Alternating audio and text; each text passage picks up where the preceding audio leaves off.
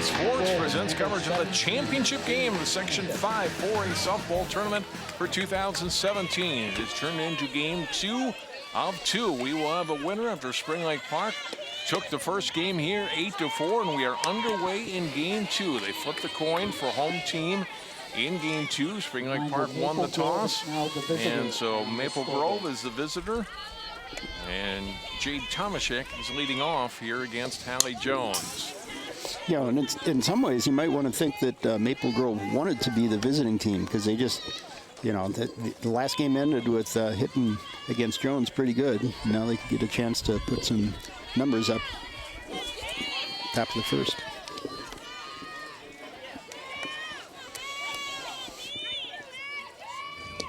To recap, you didn't see any of game 1. Maple Grove fell behind 8-0 and rallied with 4 runs in the bottom half of the 7th inning on 5 hits, finally able to put some hits together and some runs against Jones, who had posted 3 consecutive shutouts in this section tournament. And Crimson hoping that gives them some momentum here for game 2. Tomaszek 1 for 3 in game 1. Makes a strike there. Its count is 2-2. And when you get into a situation like this, game 1 means pretty much nothing at this point. Both teams have moved on. They've taken a little break. They're ready to attack it anew, especially because a trip to state hangs in the balance. Just outside, 3-2. Umpires all rotate around as well. New home plate umpire here for game 2. Got to learn the new strike zone.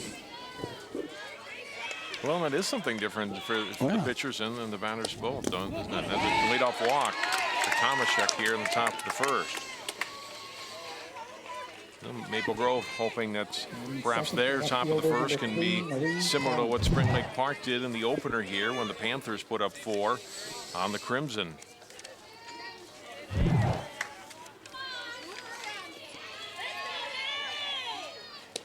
Palance bunting, but it spins foul. Palance batting second, and it's Ava Dewick, Aaron Roll, Taylor Wente, Eleanor Shuddy, Sophie Colhane. First 7 batters all the same for Maple Grove. Then Lauren Anderson in the number 8 spot, and Taylor Rosacker in the game. This game will bat 9th.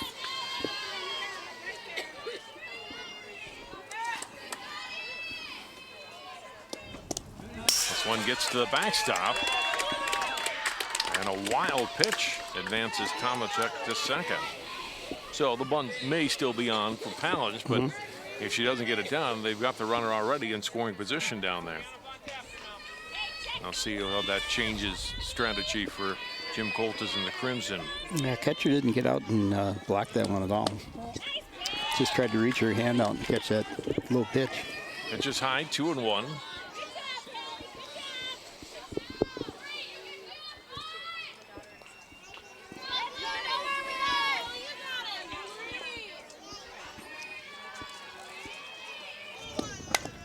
Nice bunt. Only play is first, and it's not in time. Palance runs well. Parrish had to come in for that ball. It's a bunt single. Tomaszek to third. The Crimson at first and third with nobody out here to start the first inning. And in the first game, that was one of the little things that, Spring Lake Park was getting all the close calls, and getting all the close plays.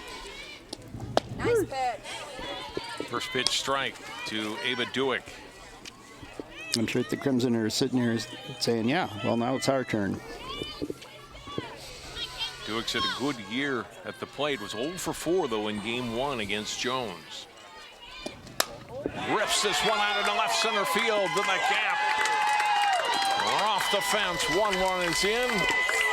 And it's a double for Dewick. It's 1-0 Maple Grove. Palance stumps at third.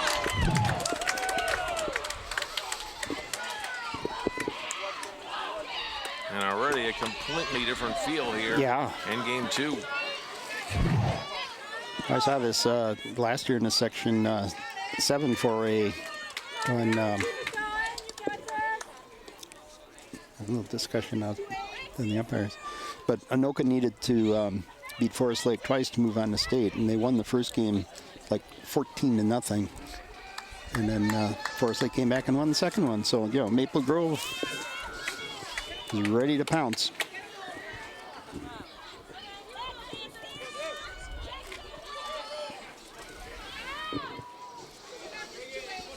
Sophie Zwonk is the courtesy runner for Duick at second. The courtesy runner.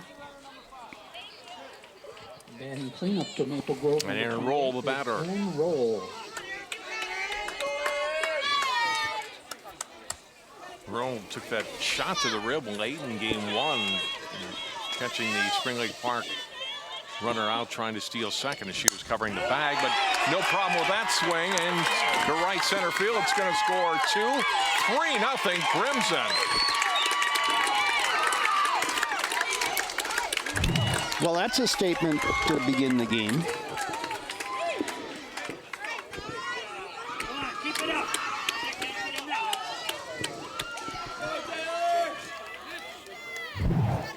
Went right after it and rips it to right center field.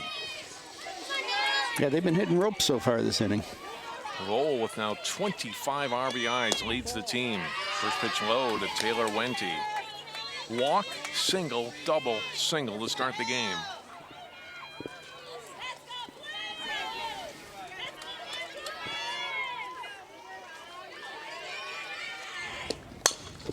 Hit hard down to third. They go to second, get the lead runner.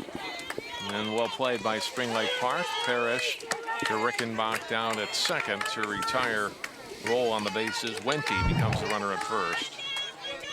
Yeah, it's good to come out and make a good defensive play like that. Settle things down. Say, oh yeah, you know, cut down the lead runner. We're in the game.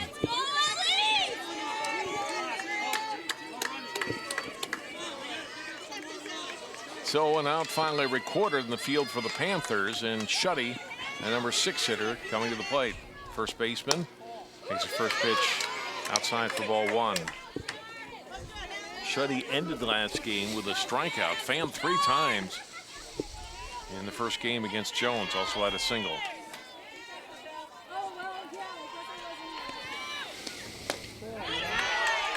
Stone tried to bring it back into the strike zone, but no doing. 2-0.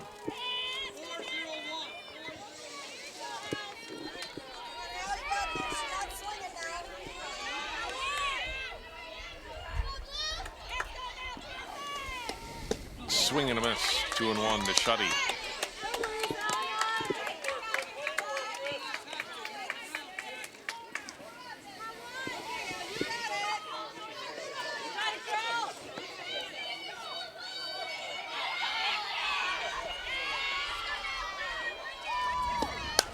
Two-one pitch poked foul. Out of play down the left field line. Yeah, even though there's a foul ball, it was, you know, struck well. Just get the bat on it, get the barrel of the bat, get a good follow through, and the ball goes a long ways.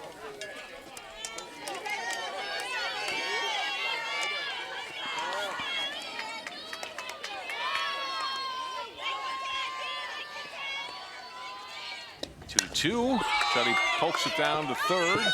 Throw to first. In time to get Shuddy. Wente moves to second. Low throw. Nice grab over there at first.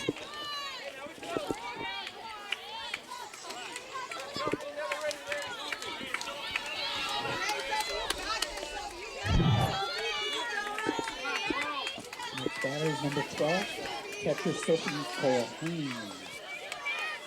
Sophie Colhane, 7th batter to come up for the Crimson here in the first. Takes the first pitch high.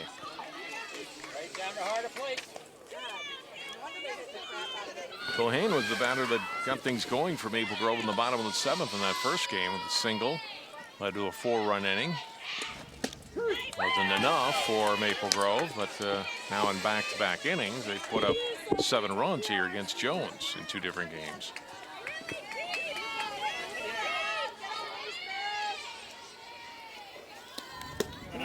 Low 2-0.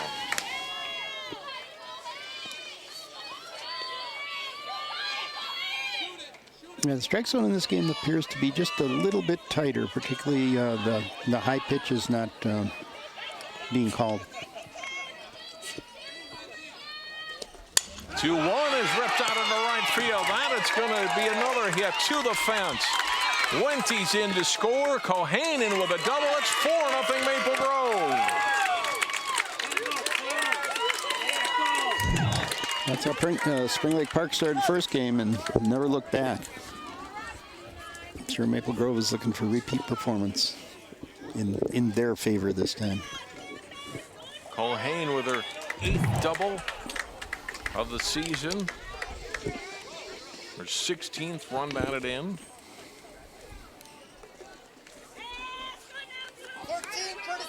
And Lauren Anderson is up to hit.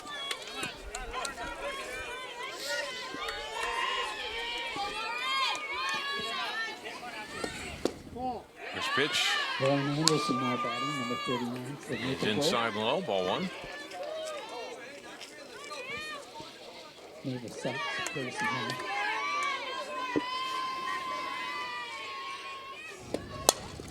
This is hit to the right side, picked up by Rickenbach, throws to first. And Maple Grove is finally out in the first. What a great start for the Crimson. Picking up 4 runs on 4 hits. And they strand one as we go to the bottom half of the first inning. Maple Grove in the top of the first, they picked up 4 runs on Spring Lake Park, well, the same batting order that they did in game 1 here against Maple Grove. Mackenzie Stone, the catcher, lead off. Sarah Fruznia batting second. Then it's Maddie Pick. Jazz Rickenbach, the number 4 hitter at second base. Bria Parrish at third base, hitting 5th. And it's Jones, the pitcher. Kyle Cruz, DH, followed by Lauren Keefe. And then Lexi Leggering, the shortstop, batting 9th. And the defense for Maple Grove. Shuddy at first, Tomaszek at second, Roll at short, Cashman at third.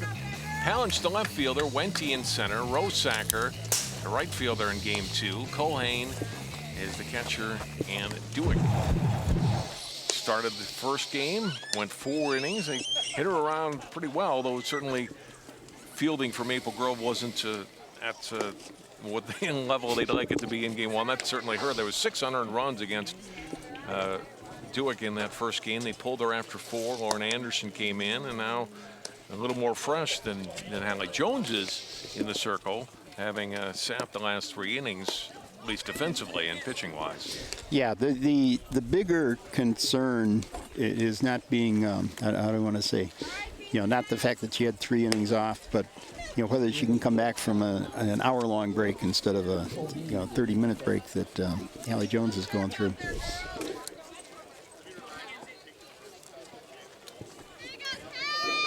Panthers same lineup as game 1, leading off is number 7. So Mackenzie Stone will lead it off here for Spring Lake Park, trying to answer that strong start for the Crimson in the top half of the inning. Stone 1 for 4 in the opener. It's first pitch low for ball 1.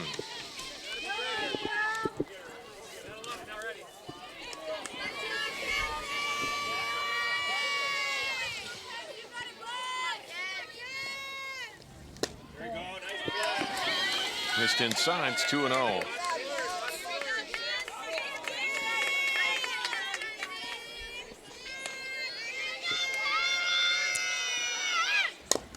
Foul at the plate.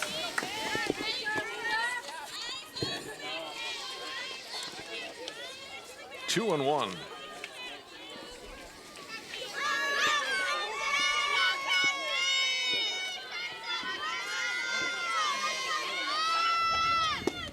Swing and a miss. Good cut at the pitch. And a good pitch by Dewick to make it 2-2.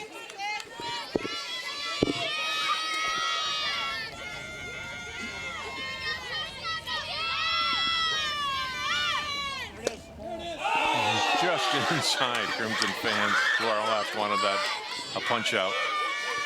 And in the last game it might have been, Yeah. but this strike zone is seems to be tighter in all directions. 3-2, cut and a miss. And Stone strikes out, and Dewick gets a strikeout to begin the ball game. Second, number 24, Sarah Fruzina.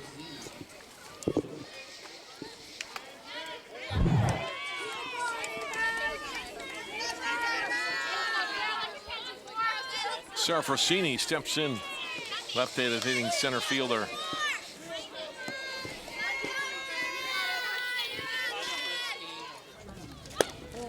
First pitch outside for ball one. Crimson are playing her a little bit tighter than they did in the first game.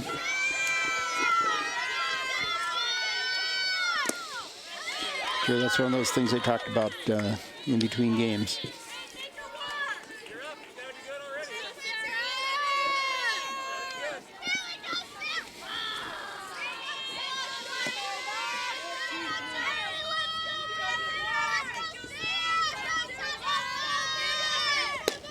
Pitch is a strike on the corner.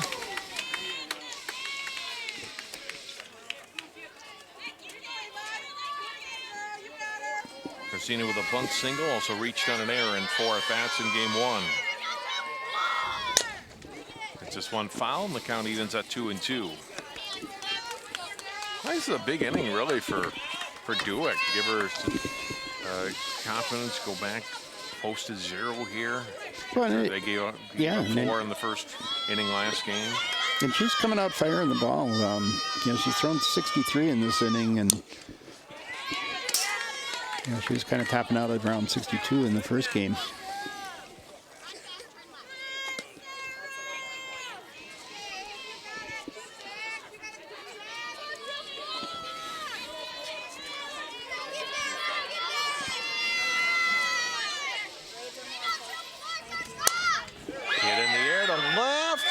Can't get it. She was playing in pretty tight. Right, good recovery out there. Ball goes over the left fielder's head, and it's still only a single. It's kind of poked it out there. And you could see how close to the infield Palance was playing. And it drops for a hit over her head. And Maddie Pick, the batter. So Spring Lake Park gets a runner on here with 1 out in the first. Yeah, they just kind of daring her to try and hit one over the outfielder's head, and then she did.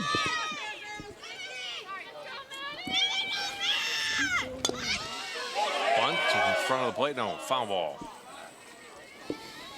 1 strike to Pick.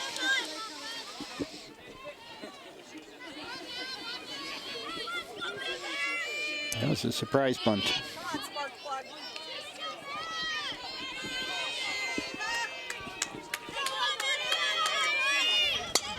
Ripped foul back to the screen. Ball and 2 strikes, or 2 strikes rather, to Pick. Pick had that long at bat in the first inning, eventually reached base and helped to key that 4-run first inning for the Panthers. Yeah, I know. I wish we had the foul ball meter running on that at bat. Missed outside. It's 1-2. Good pitch by Dewick, though. See if he can get the hitter to chase there.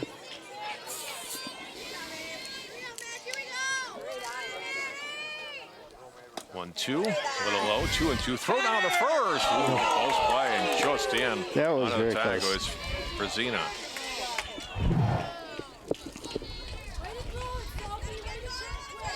She was back in. Definitely back in. Not quite as close in the replay. Looked in real time. But the throw was right exactly where you would want it. 2-2, called strike 3. Nice pitch by Dewick. Paints the corner, and there's out number 2. Second baseman, number 1, is Rickenbach.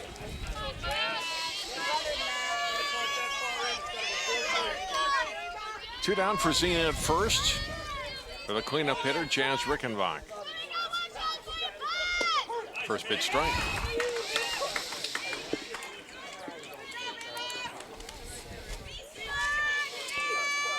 Rickenbach needs to put a good at bat together here to prevent Maple Grove from just building on their confidence.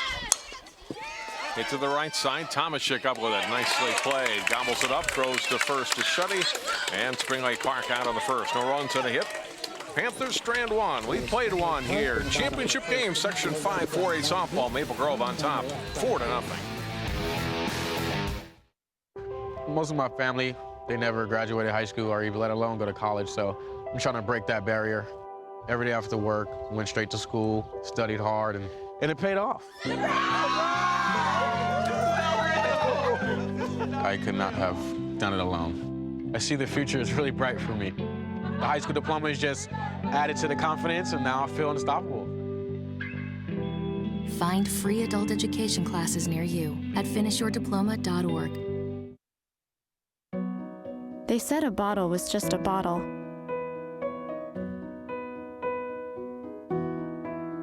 That no one would ever notice me.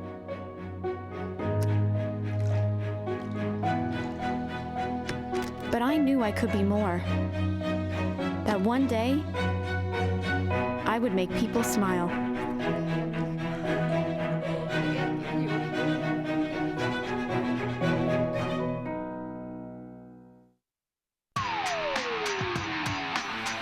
Top half of the second, Maple Grove with a 4-0 lead against Hallie Jones in Spring Lake Park. Third meeting between these two teams here in the section tournament, and the winner today goes to state. North Mankato and Caswell Park next week. 9, 1, and 2 hitters up for Maple Grove here in the second inning. Amanda Tyler will bat the number 9 spot here for Rosacker. And she had the count 2 balls and no strikes. Yeah, and Maple Grove is already turning the lineup over here in the early in the second inning. So it's what they're trying to do. Keep the pressure on. 3-0.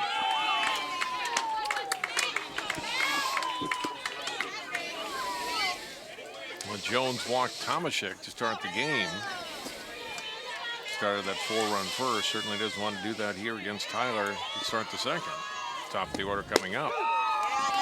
Taking all the way, it's 3-1.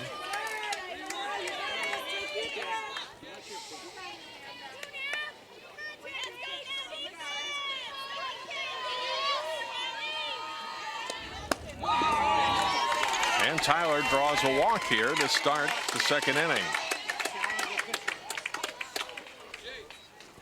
So the second walk given up by Jones. And Tomaszek, the batter. Top of the Maple Grove order.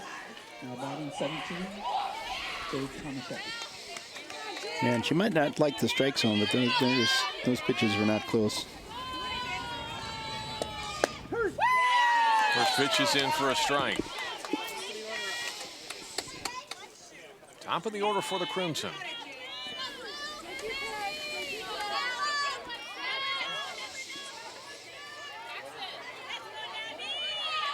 So she'll bunt here. Does. Gets it down nicely. And kind of a no man's zone land there. And everybody's safe. Throw back to second though. Oh, and just back in safely is Tyler. Hit perfectly by Tomaszek. Neal hesitated a little bit, and it got by her, and then there's the throw at second. They almost got her leggering by the tag just a touch too late on Tyler. So it'll be a bunt single for Tomaszek. And things continue to break Maple Grove's way here to start this game. Challenge the batter. First pitch missed, 1 ball. Balance had a bunt single her first time up. And you know that she's going to be trying to advance the runners here. Tyler at second, Tomaszek at first. Gets it down to third. Played well by Spring Lake Park, but played well by Maple Grove too. Yeah. Does her job, gets the bunt down. Parrish fields it cleanly and throws to first. That's a play that worked on each side, just like it's supposed to work. One away with runners at second and third. And the batter is Dewick. It's a big out for Jones right now. I mean, if she can get out of this inning without giving up another run, it's going to give Spring Lake Park a big lift. 1 ball, no strike.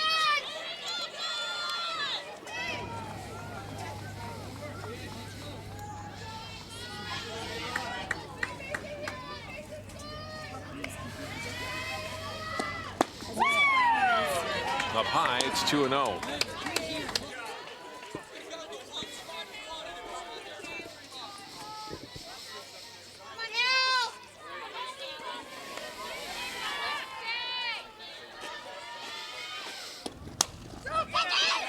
flare, foul, and had a good rush by Barish. Barish couldn't catch up with that ball coming right in front of the Maple Grove dugout. It's a strike on Dueck, and the count is 2-0. Dueck had that RBI double in the first, absolutely ripped the ball to the fence. It got the Crimson on the board. Yeah, that one got out there quick. 2-1 pitch from Jones, hit in the air behind third. Parrish over in foul territory and makes the catch for out number 2.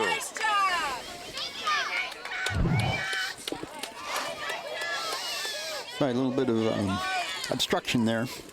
Probably would have been an out even if she didn't catch it. Tyler hustling back to the bank, so now 2 away. And Roll the batter. Roll had a solid 2-run single back in the first. 2 runners out there again for her here in this second at bat. First pitch strike.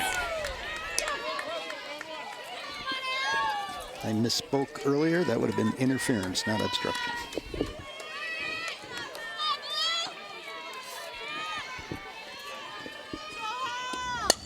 1 fouled off. 2 strikes. You got this, Allie. You got this.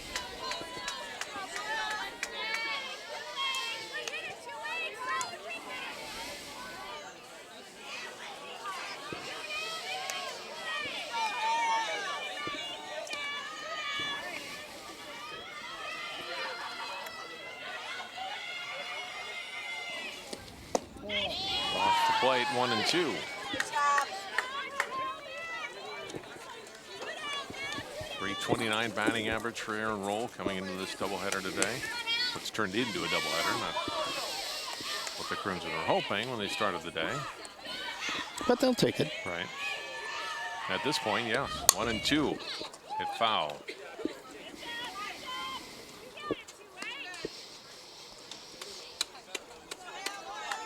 It's the third play in a row where the third baseman and the runner on third have kind of run into each other.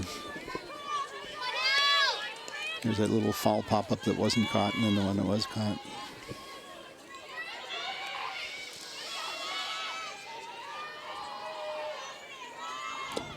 One, 2, foul back.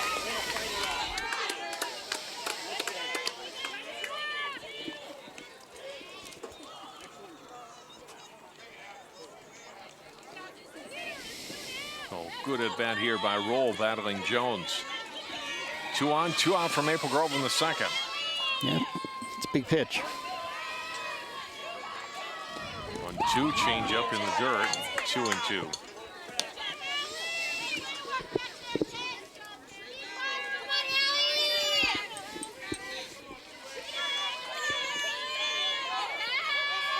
Yeah, this is really a key point in the game. It's only the second inning, but you know, Jones needs to step up and get this batter out. 2-2 pitch. Pops up. Foul territory. And unable to catch the ball at the fence. Well, it's the first baseman, Nil.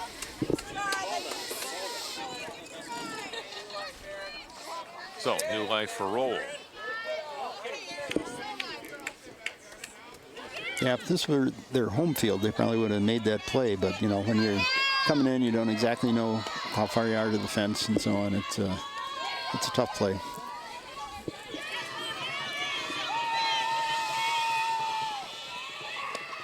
Roll. Taps it foul. Roll. Similar, quite as many foul as Matty Pick had in game 1, but it's similar at bat. Yeah. Kind of stringing the pitcher along, keeping your bat going. Yep, gets that same feel to it.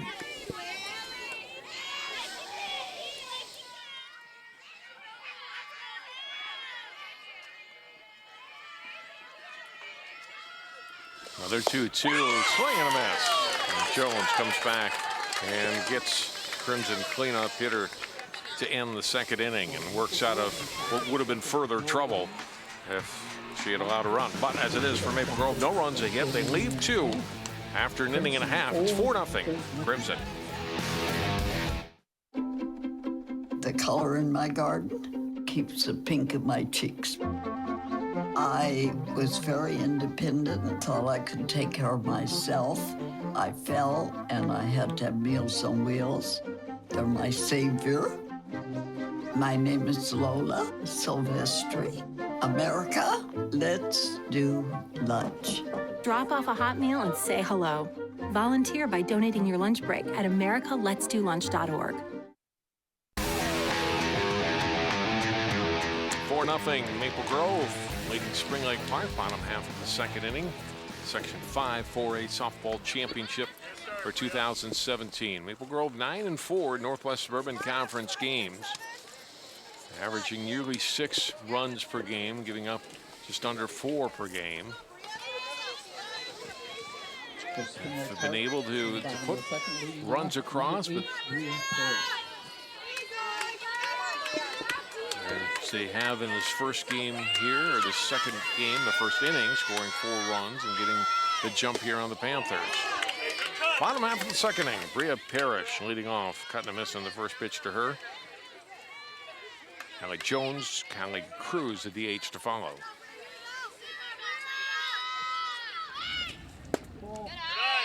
Ball outside, 1-1.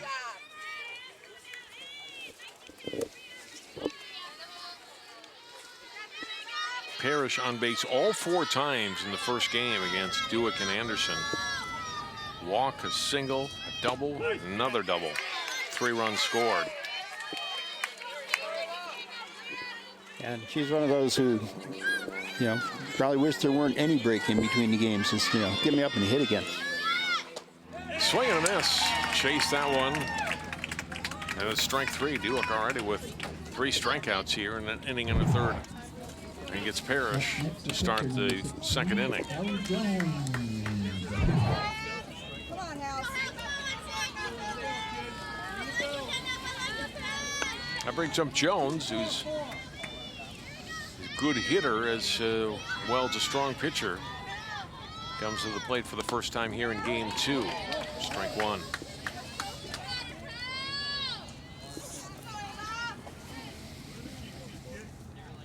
What, if anything, Jim, is Dewick doing differently in this second game? Well, she didn't do all that poorly in the first game. I mean, the defense let her down. But,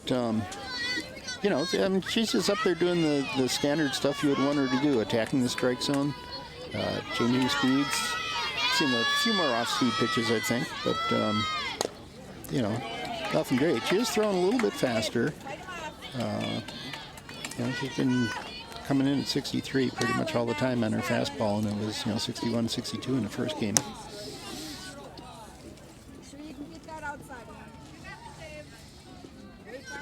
No balls, 2 strikes to Jones. 1-2.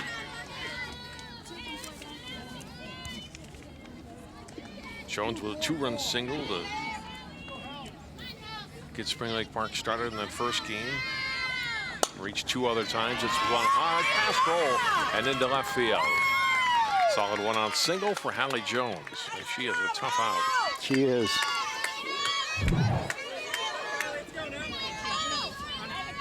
I mean, a lot of times pitchers are excellent hitters because the hitting motion is actually quite similar to the pitching motion in terms of the way you're using your legs and your hips to get the full amount of power into what you're doing. Overall in the season hasn't had a great batting average, but in a couple games we've seen her 2+ here against Maple Grove. She's certainly been able to hit last week and earlier today, and now this single here in the second. Well, she just likes the bright lights of the TV. Huh? That must be it. First pitch to Kylie Cruz, misses for ball 1.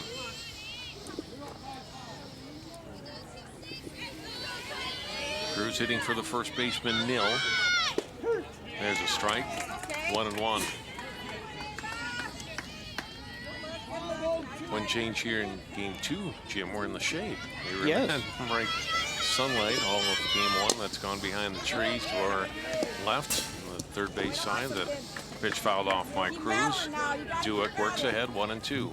Yeah, and now the first baseman, could be dealing with sun issues on throws from either short or third, or even second base. I mean, it's kind of a tough spot for him. Swing and a miss. Throw down to first. Back in is Jones with another strikeout for Dewick. 2 away. Nicole Hayne doesn't hesitate to fire that ball down to first, does he? No. That's kind of like her signature move, it seems like. I mean, that ball is ready to go. Hayne, just a sophomore, back behind the plate.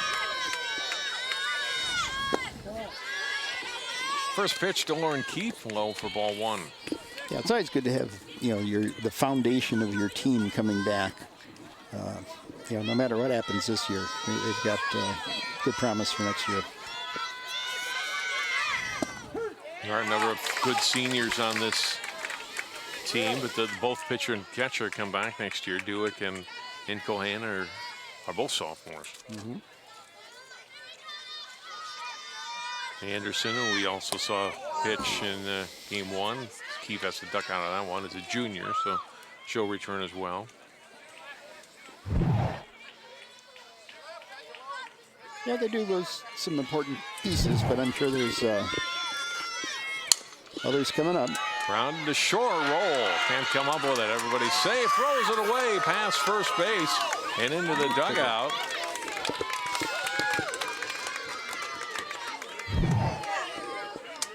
And runners now at second and third. Here on the roll. They're having a discussion as to whether the runner should score, and she is. The rule on extra bases is you get 2 bases from the base you last occupied when the throw is made.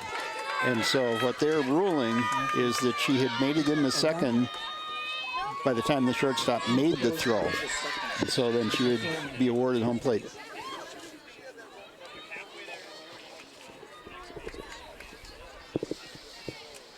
And you don't have to be going towards the base. It's, you know, the rule is 2 bases. A lot of people say it's the base you're going to and the next one. No, that's not the rule. It's 2 bases. Number 10, Lexi Lavery.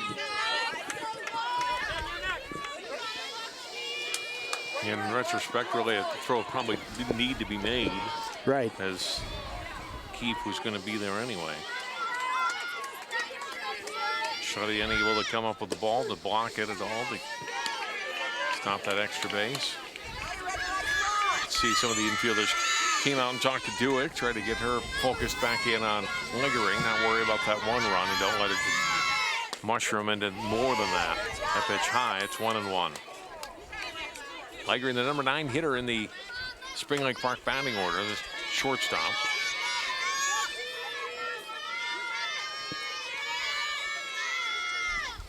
Fouled back, it's 1-2.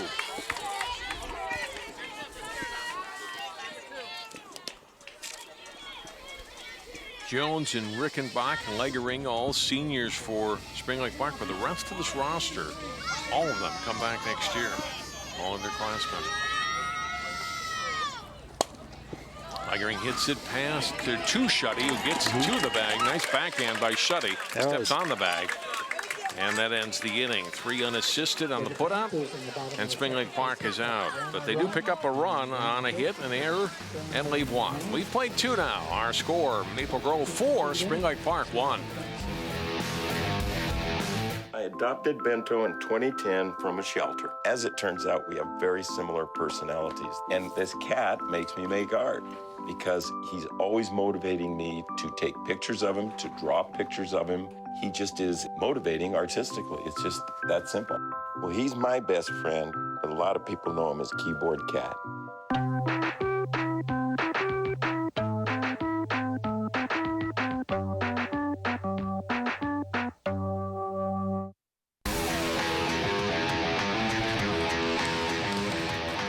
Shadows creeping toward third base as we move towards 7 p.m. on this Thursday evening. Second game of the Section 5 4A Championship.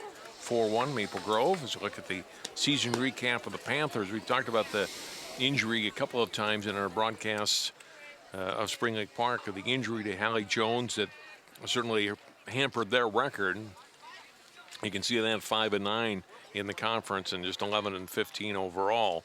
And those runs against average certainly lower in games that Allie Jones has been able to pitch. She is behind here today, though, and then game 2, 4-1 as we start the third inning. Taylor Wente leading it off. First pitch inside for ball 1.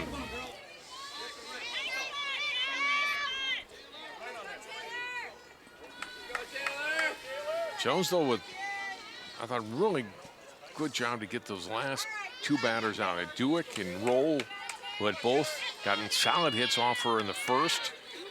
Yeah, so got them both out to keep it at that time, 4-0 game instead of this becoming maybe a 6-0, 6-1 game at this point. Yeah, I know those are important outs, and then, I mean, it's going to sound silly, but this is an important inning. You get a run, you want to keep the other team down. And the reason it sounds silly is because pretty much every inning from here on out is going to be an important inning.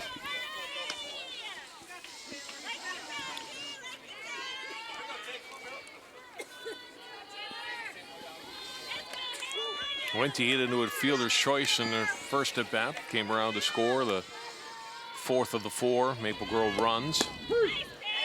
Strike call there, and it's 2-2.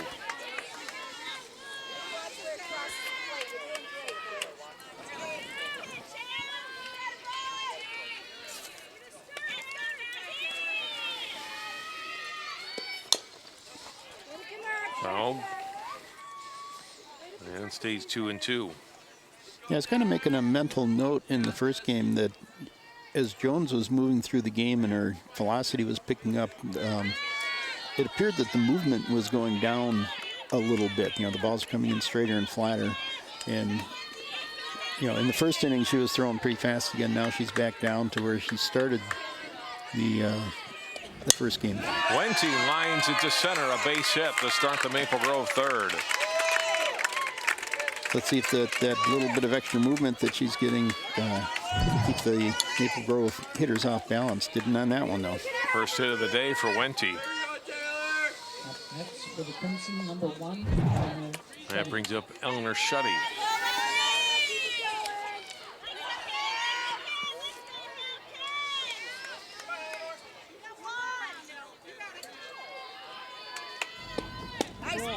Shuddy takes the first pitch for a ball.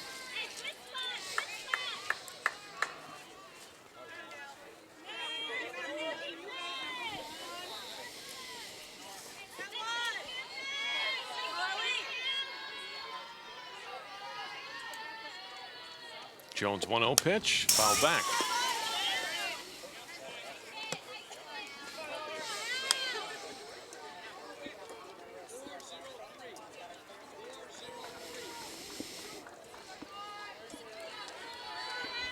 Discussion about what pitches they might want to be throwing here. 1-1 to Shuddy.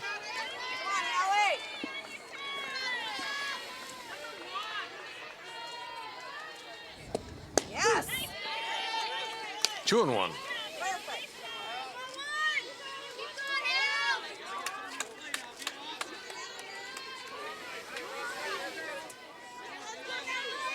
Yeah, some teams let the catcher call the game. Some teams have the coach call the game. And yeah, I think we got both sides of it going on here. Hit to second. They'll get the out at second base, the force play. Leggering to Rickenbach, 6'4" in the putout. Wente retired. Shuddy now becomes the runner at first.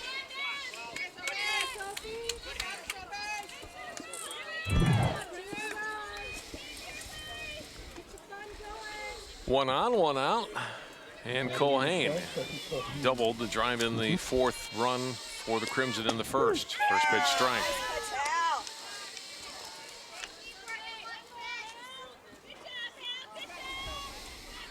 Culhane 2 for 4 today.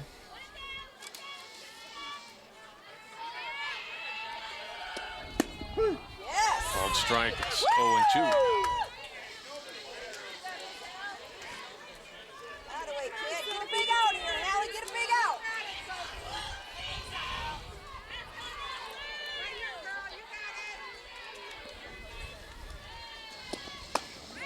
Tying away at 1-2.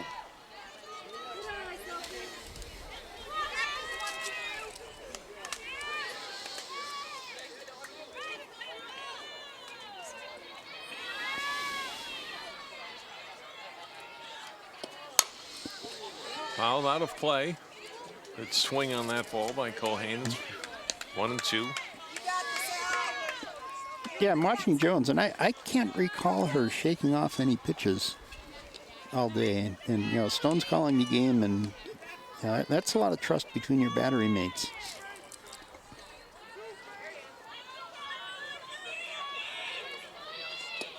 One, two.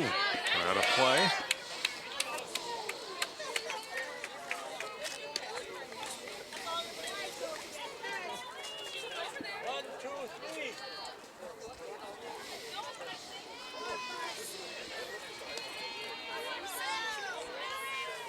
Culhane and Jones battling here in the third. Foul ball at the plate, stays 1-2. Barely touched that one.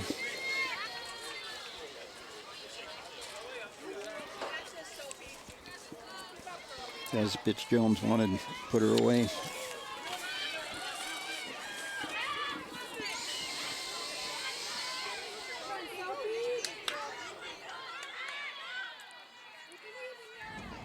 One, two. Little pop-up. And off the glove of Neal, but foul. Would have been an out, but fortunate for Spring Lake Park that didn't drop for a hit. Yeah, and the second baseman was back there trying to make the emergency play, but she just wasn't close enough. Although if it had been fair, you could see that Shuddy had to stay at the bag, assuming it was going to be caught. So Culhane stays alive, and that pitch low, and it's 2-2. In the first game, that would have been an out. Yeah, right. Come on, Hallie. Take care of yourself, Hal. 2-2 pitch from Hallie Jones to the backstop. Shuddy moves up a base on the wild pitch.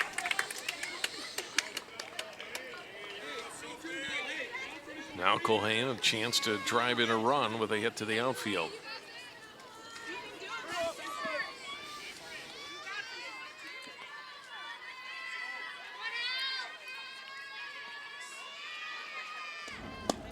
Ball four.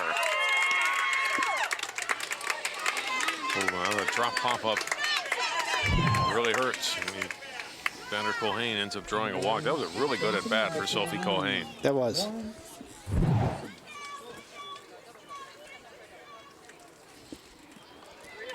Now Lauren Anderson will come up to bat.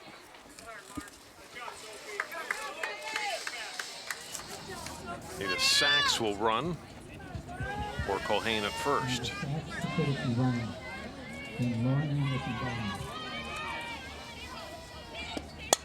Anderson hits the first pitch. Knocked down at second, but it's into center field. Shuddy's around and scores, and it's 5-1. RBI single on the first pitch by Lauren Anderson. Yeah, she just hit it hard. Second baseman made as good of a play as she could make. Just got past her. Rickenbach diving after it, but couldn't come up with the ball. Shuddy scores. Sachs all the way to third. Now Lori Lightbody out. To talk to Jones. You see the pitch count here in game 2 for Jones, and obviously not quite the same as a baseball pitcher, but it's a lot of throws in 2 games here. Let's see if coach is going to make a change. It looks like she is. Looks like she is, yeah. So Hallie Jones is out. We've got a pitching change. We'll stay up here. Yeah, she looks like she's not walking that easily. I know in the first game she landed funny on one pitch and didn't seem to bother her much for the remainder of that game. But maybe that's the kind of injury that is tightening up a little bit.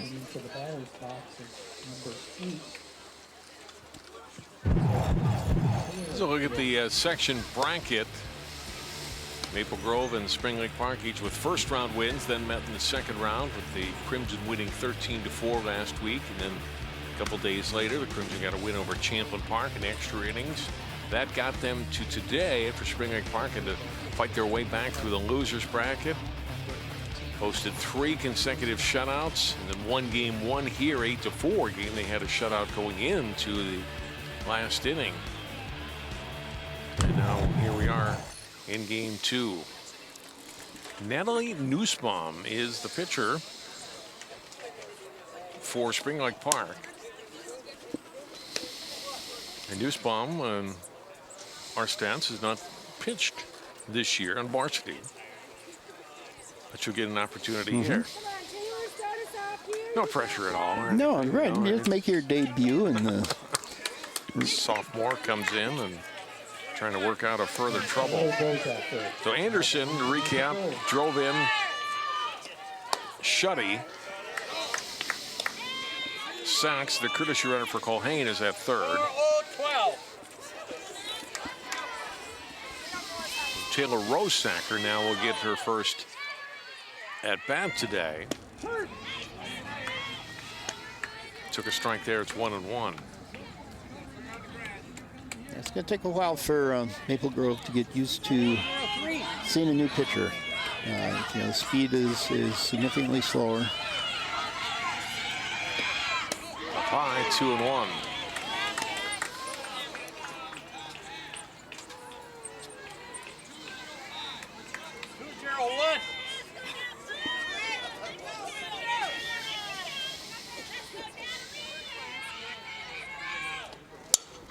Rosacker pops it up back behind third. The shortstop coming over Leggering makes a nice grab on him for out number 2.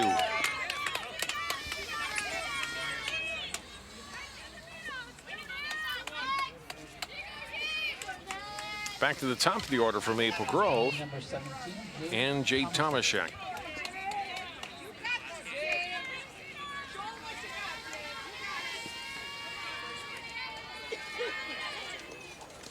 This pitch bounced. That is the definition of a changeup. Yeah.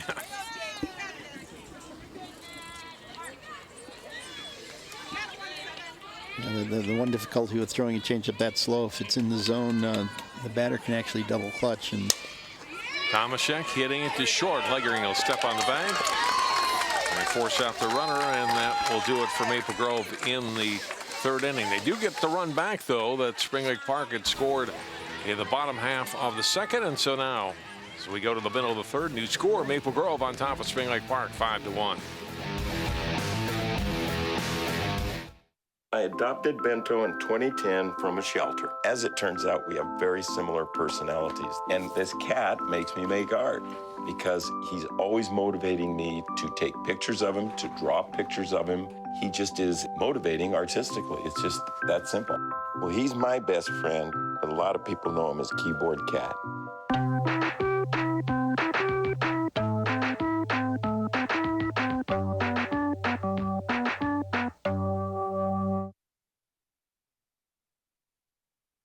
I see you mobbing over her. Let's go. Let's mob. Let's crawl. Let's crawl. Let's crawl. Hey, yo, we mobbing. Come on, girl. Let's crawl. Hey, yo, let's crawl. Hey, yo, let's crawl. Hey, let's crawl. Hey, yo, let's crawl.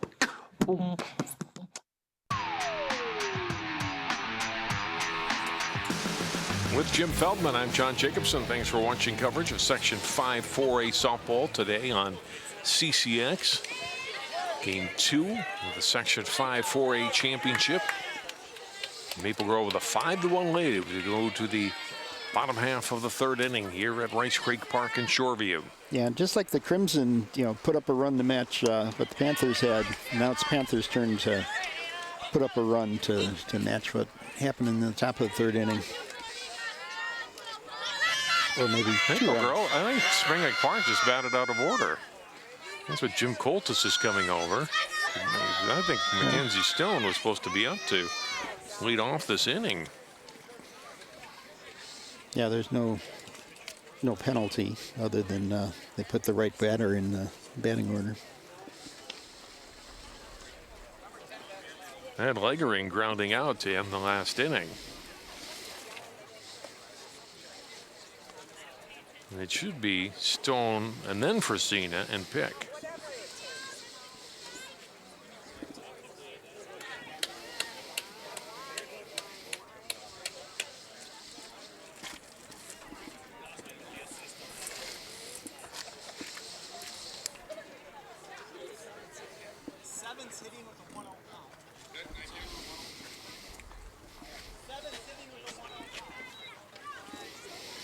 So Stone will come up.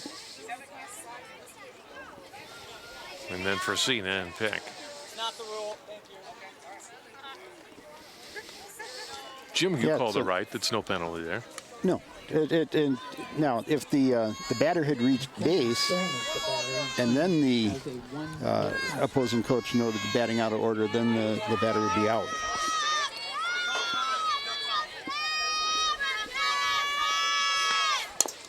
Stone fouls this one. Cashman lets it go foul. 1-1 to Stone.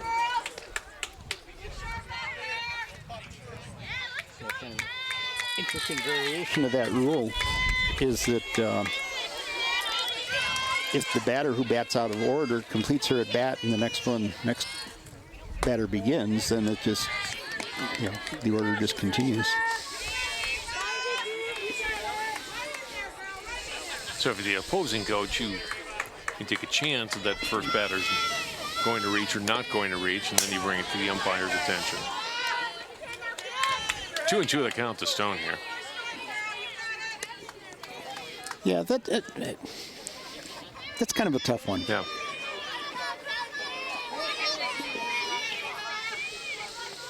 I think for the most part, coaches just want the game to be played correctly. And a called strike 3. Stone is out on strikes for the second time today.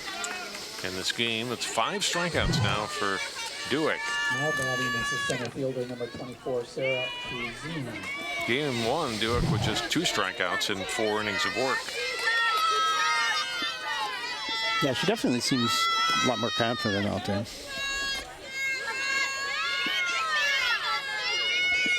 Now, excuse me, Jim. Fresina bats, hits it to short, roll up with it, throws to first for out number 2.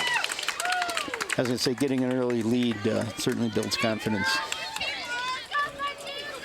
Left fielder, number 13, Maddie Pick.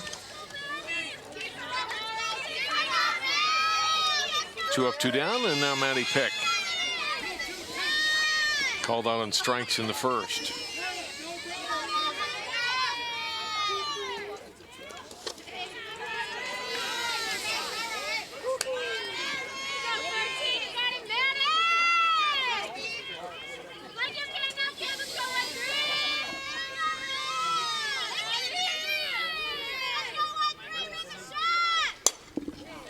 All the way. Strike 1.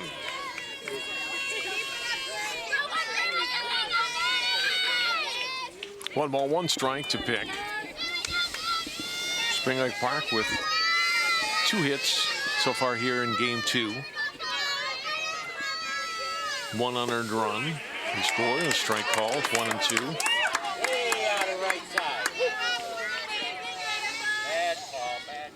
Yeah, they need to keep the game within reach.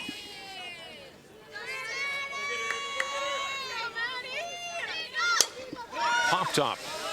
Roll the shortstop over towards second, makes the catch. And there's out number 3, a 1-2-3 inning. We've not had a lot of those today, but there's one in the books here in the third. We go to the 4th inning here. It's 5-1 Maple Grove. I rescued Toast from a shelter in 2011. I love Toast because she's a lazy diva. Toast does whatever she wants, obviously. She's sleeping right now. She's an epic snuggler. She's so comforting. She's so loving. Toast makes me laugh. When I walked into the shelter, I knew right then that she was special.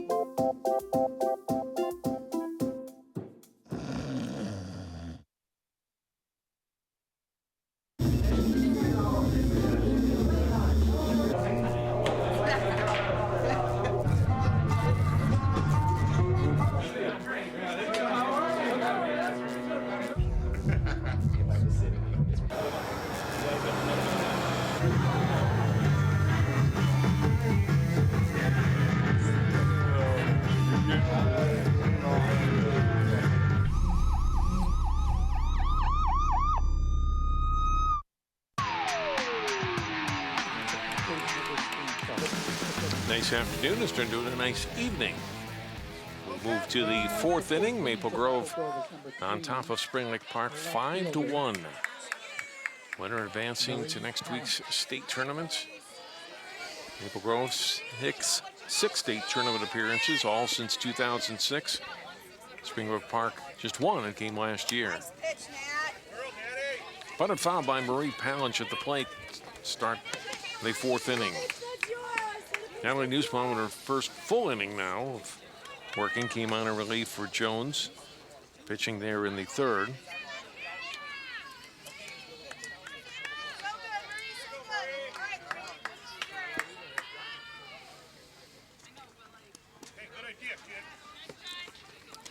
One ball, one strike. Yeah, it'll be interesting to see what happens if he gets that slow changeup in the strike zone. Whether they can wait on it long enough and tee it up. Up high, 2-1.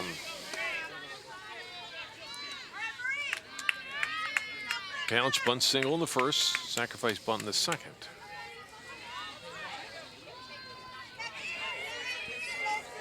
And once again, Spring Lake Park's playing way in on the infield. Called strike, it's 2-2.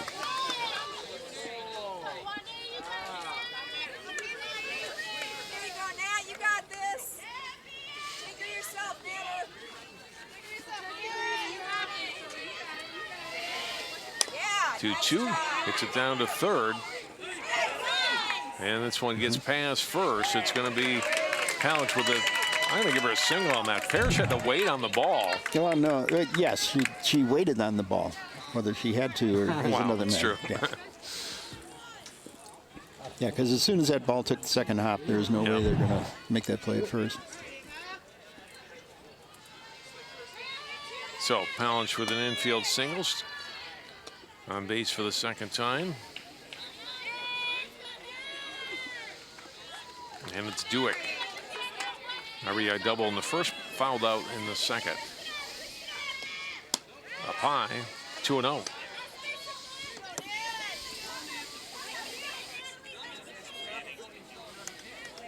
So a lot of these batters for the first time, or all of these batters, really seeing Nussbaum for the first time.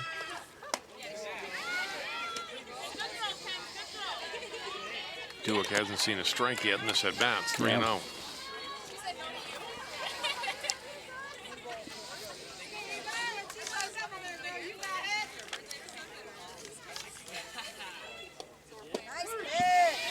There's a strike. It's 3-1.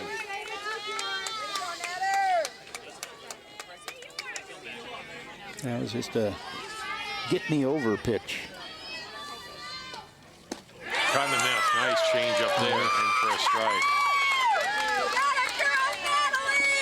Nussbaum shakes her head. That maybe give her a little confidence. That was a nice pitch. Yeah, that was. And that's the speed you want to throw changeups. I mean, you know, she's been bringing in most of her pitches around 52 or so, and that one was. A missed on that one. It's in the dirt. It's ball 4. Palinch takes a little bit of a turn at second. We'll hold on there. So, single and a walk to start the Crimson fourth.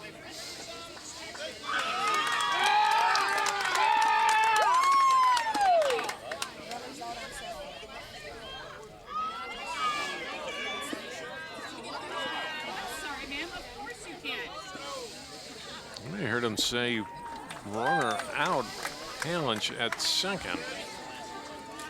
All right, Jim, help me out. What happened? I'm at a loss.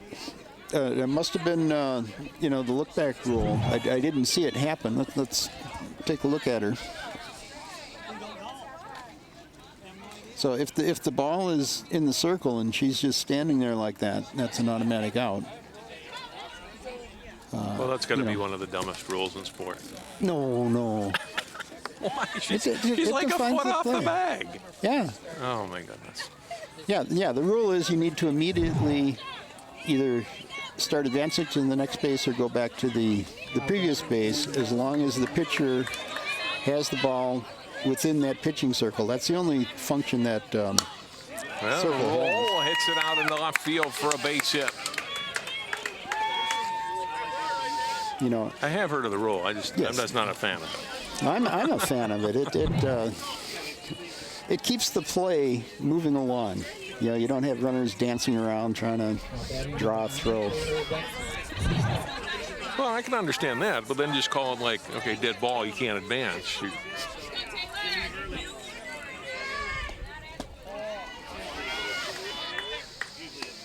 Things are going to change when I take over to be king of softball. Yeah, Jim. right, yeah. The popularity of the game is going to diminish. Oh. No. Roll gets her second hit. Wenty's the batter. Crimson still with something going here in the fourth. 2 runners on, a 2-0 count. Nussbaum needs a strike, and more importantly, an out, but now it's 3-0.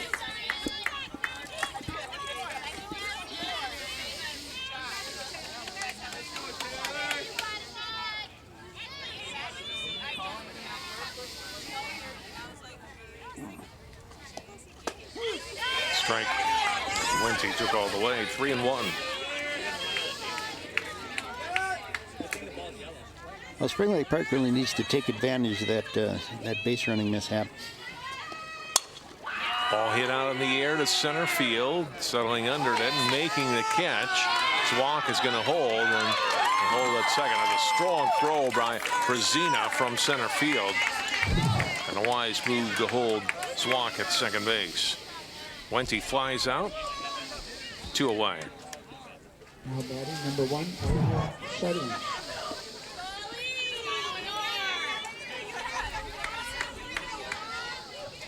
Yeah, that's where a little bit of the.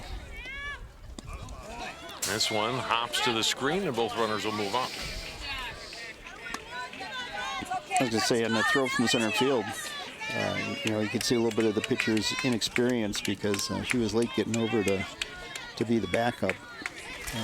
Each team handles backup responsibilities differently, and you know, presumably if she was playing JV, they would be doing it the same as varsity. But Shotty, a little flare out to left field. Oh, foul. Just foul. Oh, I would have scored 2.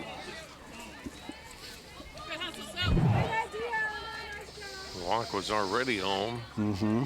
Definitely foul, but not by much.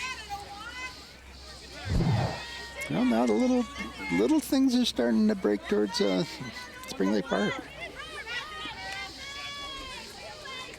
1-1 to Shutty. Zwak at third, Roll at second. Ball hit out in the air to center field. Back a couple of steps, making the catch is Brzezina. And again, Spring Lake Park works out of further trouble. No runs, 2 hits, no errors. Crimson have stranded 2 in each of the last 3 innings. Go to the bottom of the fourth. It stays 5-1, Maple Grove.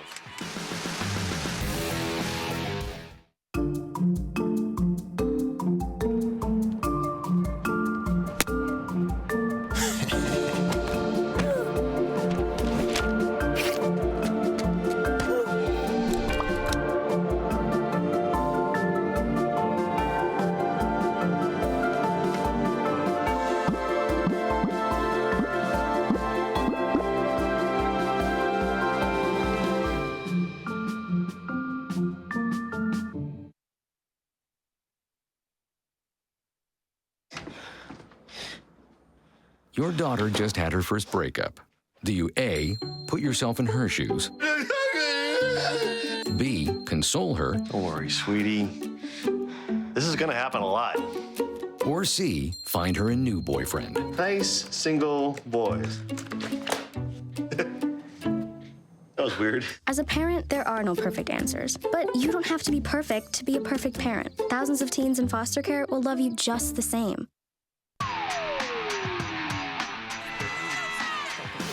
5-1 Maple Grove on top of Spring Lake Park. Go to the bottom half of the 4th inning. Panthers need to get some runs. They trail by 4. 4, 5, and 6 hitters coming up. First pitch from Ava Duick misses outside to Jazz Rickenbach. This is where you want. This is where you want your meat of the order to come through. Rickenbach, Parrish, Jones.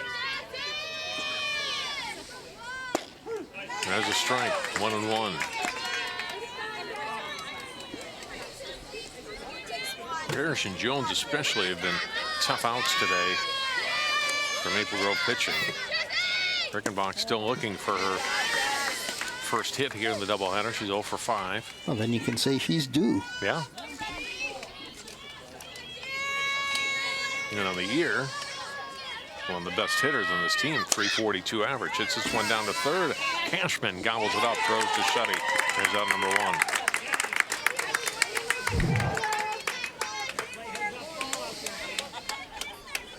Duick continues to get that first out. I always think that's important in these section tournament games or any game. We get the first out. Oh, yeah. I mean, a lot of firsts are important. Getting the first strike, getting the first out, getting the first run of the game. I mean, you know, because whatever you do kind of sets the tone for whatever else is going on.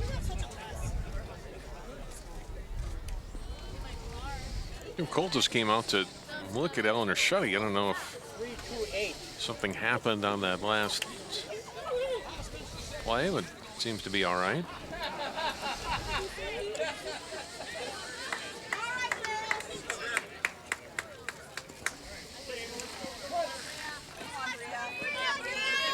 One away. Here's Parrish. Struck out in the first game, in their first at bat, but was on base all 4 times in game 1 here today. First pitch up high.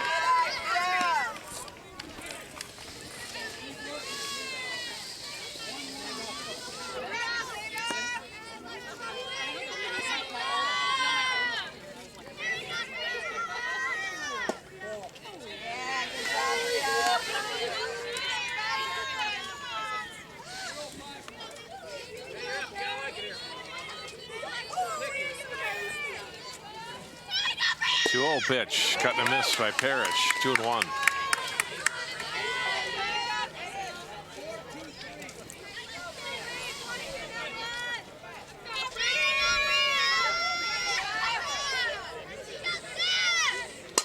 Fouled off, 2-2.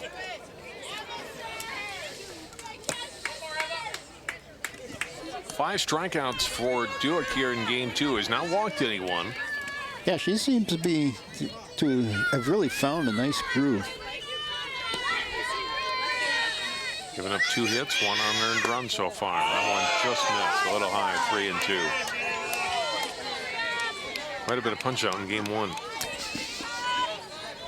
But here. But this is game 2. It yeah. is. Yeah, different strike zone. I don't think not necessarily one's better than the other, just different. That's just all. Just different. Shuddy. What a grab at first base. Nice. And it had a ticket for right field. Yeah, it did. The conductor said, "No, you're not going there." Nice job, Shuddy. 2 away. And now Natalie Oswald will come up and hit in the spot where Jones was.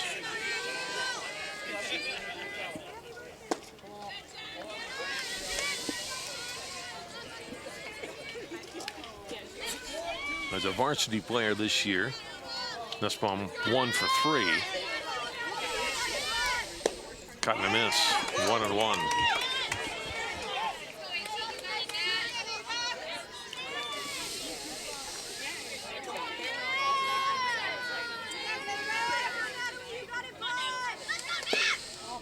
Offered out that one. 1 ball and 2 strikes. Do it.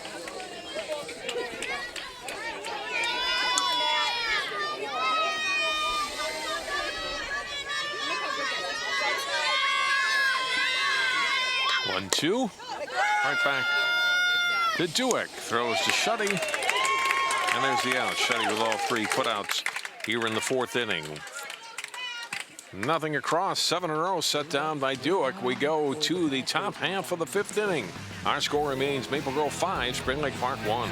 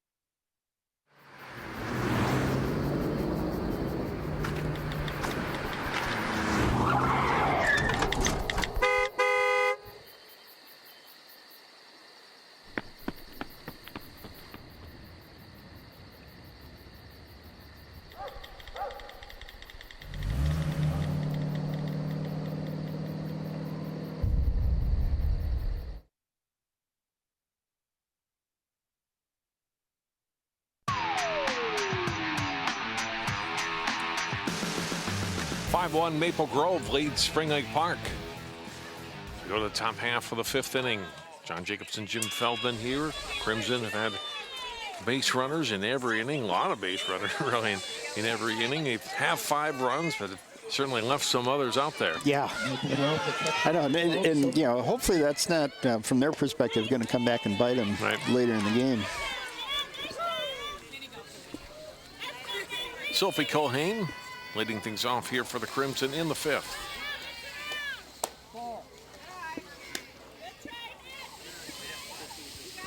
Had a double and a walk in her 2 at-bats against the starter, Hallie Jones. Strike called. 1-2.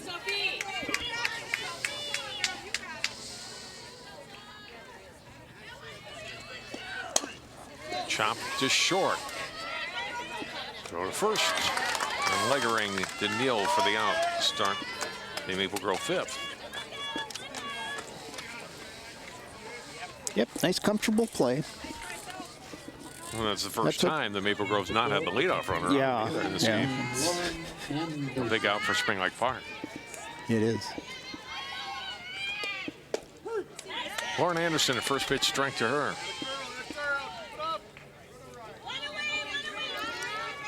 She was the last batter that Jones faced in the 3rd. Anderson with a run-scoring single to plate the 5th Maple Grove run.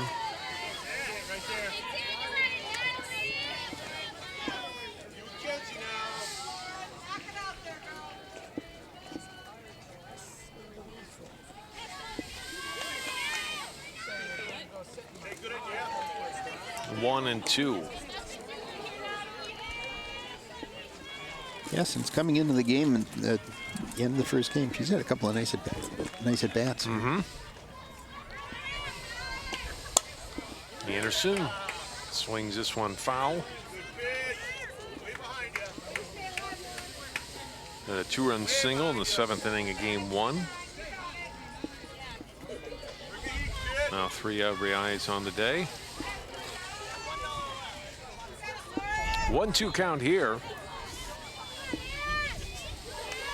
against the sophomore, and he's brought another foul back by Anderson.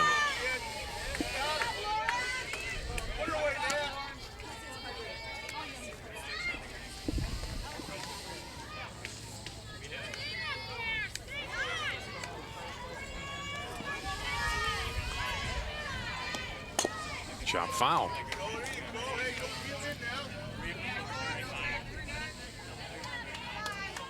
Yeah, she just hasn't gotten a good timing on any of these swings, you know, either significantly early or significantly late. But she is getting the bat on the ball and not swinging through.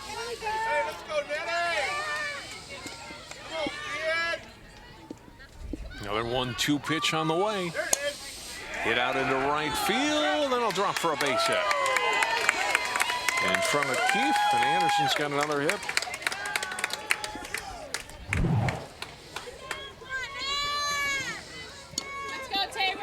Making a bid to be the designated player in Mankato. 1 on, 1 out. And now Taylor Rosacker, the batter. It's it down to 3rd through the legs of Parrish. An error in everybody's sight. Yeah, it is an error, but it was a tough one. She didn't get a good read on the speed of the ball as it was coming right to her. I think initially she thought she was going to be able to catch it on the fly, and then it just kind of died, and then she died along with it. 2 on and 1 out now for Maple Grove. Top of the order for Maple Grove again as Tomaszek comes to the plate. Hits this one. The short Leggering will go to 2nd, gets the force out there for out number 2. Anderson on to 3rd. Tomaszek reaches on the fielder's choice.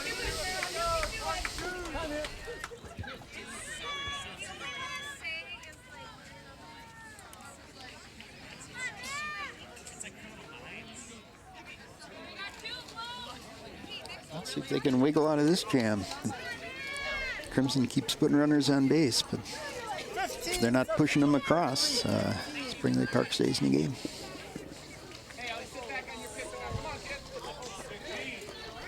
We got a hitter here for Maple Grove, pinch hitter for Palich. For Maple Grove and batting number 15, Ellie Hossman. Ellie Hossman will come in and hit.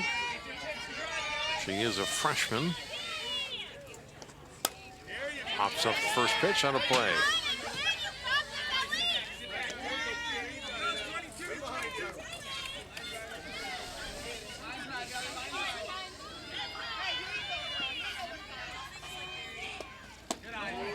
Pitch is low, 1-1.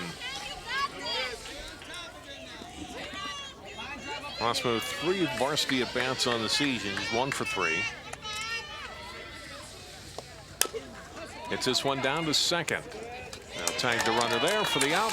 And Maple Grove is out in the 5th inning. Again, they strand a couple of runners on. 1 hit, 1 error, and again 2 left. We go to the bottom of the 5th. Still 5-1, Maple Grove.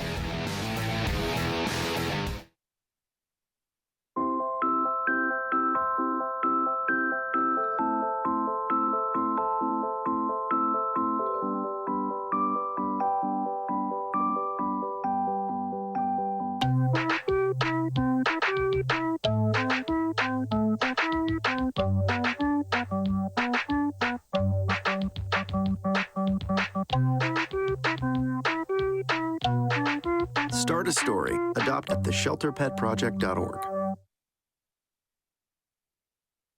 When I was in foster care, I never knew when I would have to move, so I always had my suitcase ready to go.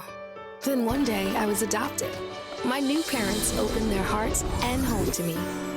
My parents cook my favorite breakfast for me every morning. My parents take me on trips I never thought I would go on. They gave me a home and an even better reason to use that suitcase. My parents aren't perfect, but they're perfect for me.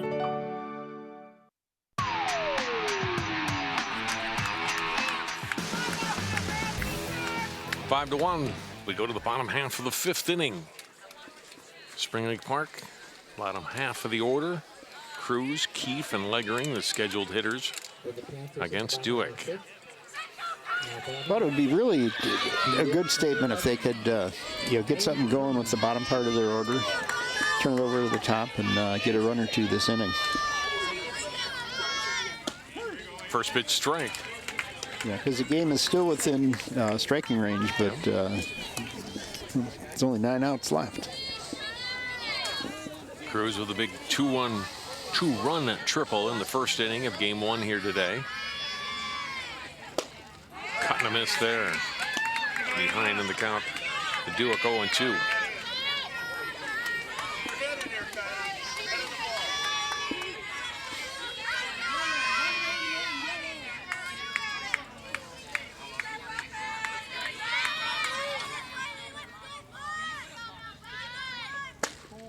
Just outside, 1-2.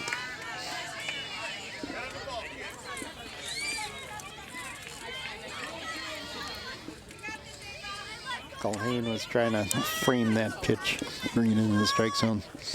Caught in this strikeout.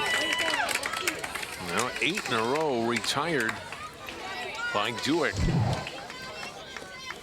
And there's strikeout number 6. Right fielder number 6, Warren Keefe. 1 away for Keefe. The last batter to reach. Count on the error by Roll in the second. Play that ended up scoring Spring Lake Park's lone run in this game. First pitch low.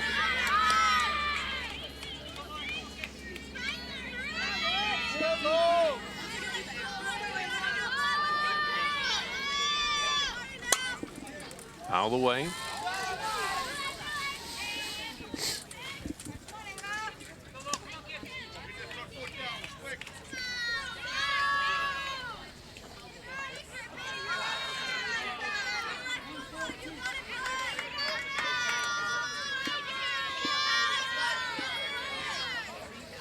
Cut and missed, 1-2.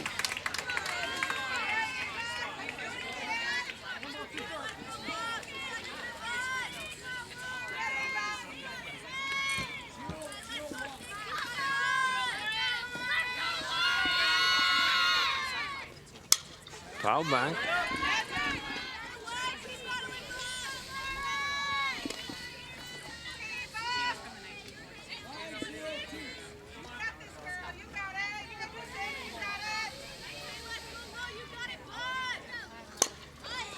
Grounded to third. Cashman up with it. Throws over to first. 2 away.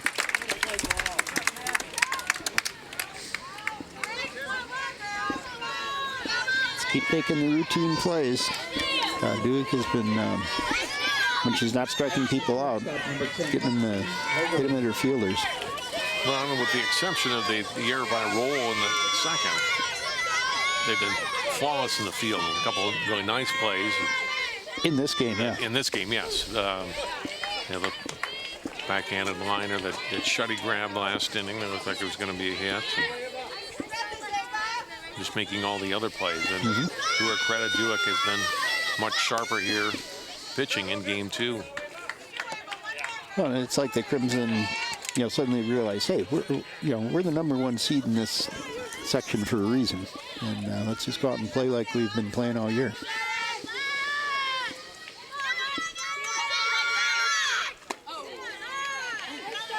1 ball, 2 strikes here to Leggering.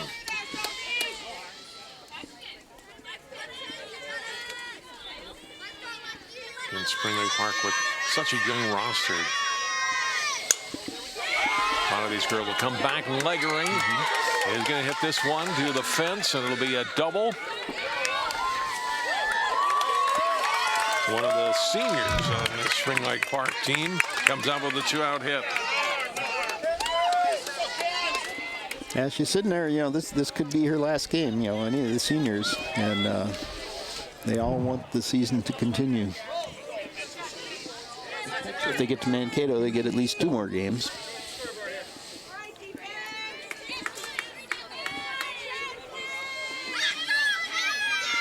Leggering at second, back to the top of the order, and Stone.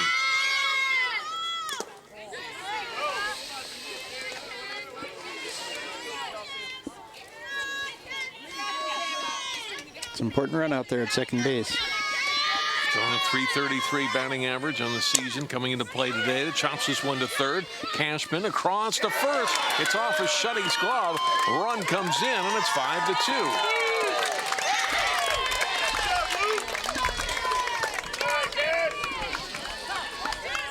That's what I wonder if the sun had an impact on that. Yeah, because she just kind of, Olayed the ball.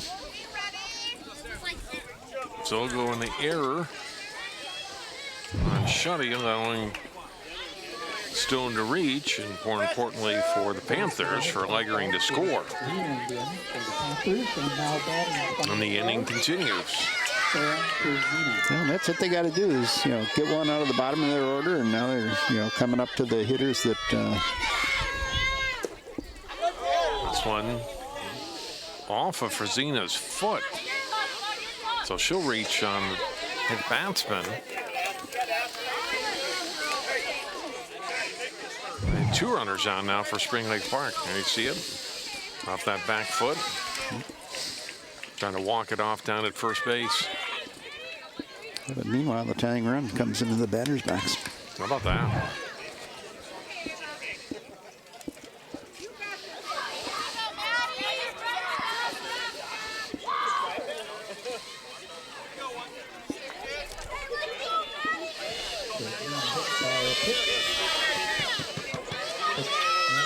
Now Maddie Pick standing in. Yeah, she's got to be thinking, just get a base hit. Just keep this inning going. She doesn't need to tie up the game.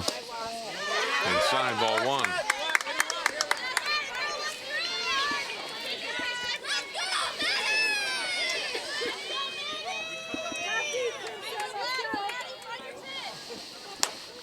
This one hit into center field. Hackey, the runner, coming to the plate, and Culhane tags her out. Great throw from center field. And the runner cut down at the plate. Yeah, the outfield was just not deep enough to, have a good chance of scoring on that play. it was an excellent throw. Well, it was Weiland, the courtesy runner, and Culhane just had to put the tag on her. And there's out number 3. Spring Lake Park does get a run, but it ends on that throw out at home. 5-2 as we end the 5th. More softball on CCX in a moment.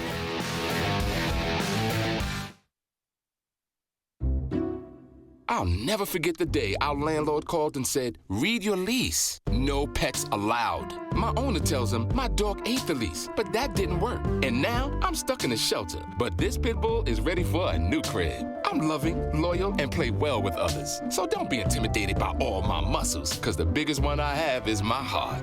That's right, I said it.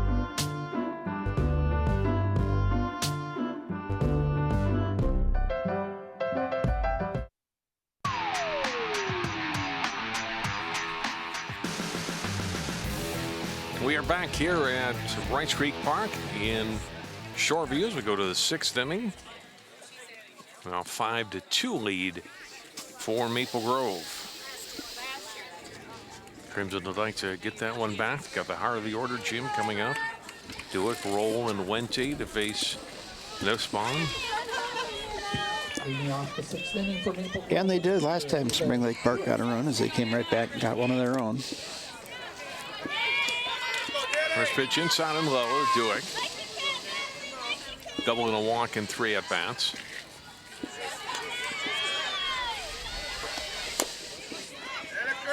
Fouls it past third, 1 ball and 1 strike.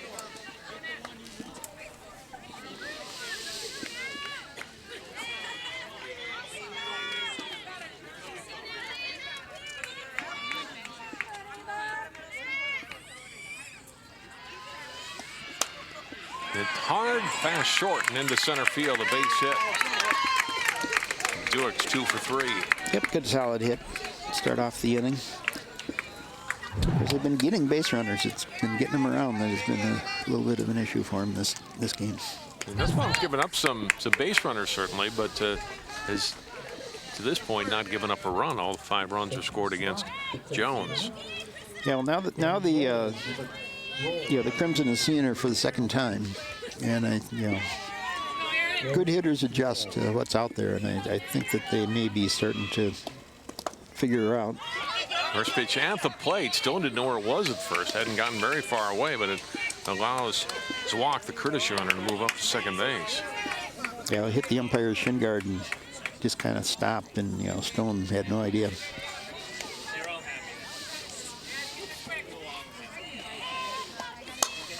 Roll pops it up on the infielder. Legering drifting back makes the catch. Big out for Spring Lake Park. Roll had a couple of hits today. And now it's Wente. Number 9, Taylor Wente 1 for 3. Hits this one out into left field. I'll drop for a base hit. Zwak had to hold, didn't know for sure that that ball was going to drop, and so unable to really get a realistic chance to come home and score on that. And getting down to second, though, is Wente. Hustle around first. Yeah, and then she noticed that the ball was kind of misplayed over there at third base. It gets away for a little bit, and that was enough for her to take off and go. So that throw came into third. And so Wente gets down to second. Shutty, pitch outside to her. Stone after it, didn't get far enough away for Zwak to advance. Yeah, that pitch was well out of the catcher's zone, so to speak. Normally you want your catcher to get her body in front of it, but that was too far outside to do that, so she got it with her glove. Ball hit in the air by Shutty out in the left field. Catch is made, and they're going to hold the runner. Throw is high, and everybody's still going to hold. Ooh. Right there, perhaps, for Spring Lake Park. It was a strong throw from center. Certainly Pitts got the arm, and they held Zwak. And then when the throw went high, Zwak wasn't in. Had gone back a little bit, and yeah, probably made the right play by not going after all. No. If she had gone initially, Obviously, she would have scored, but you don't know that the throw is going to be over the head. Culhane hits it hard to second. Spring Lake Park again works out of a jam. 4-3 on the putouts. Culhane's retired, and nothing across for Maple Grove. They have stranded 2 runners in each of the last 5 innings. We go to the bottom of the 6th. Still a game, 5-2 Maple Grove over at Spring Lake Park.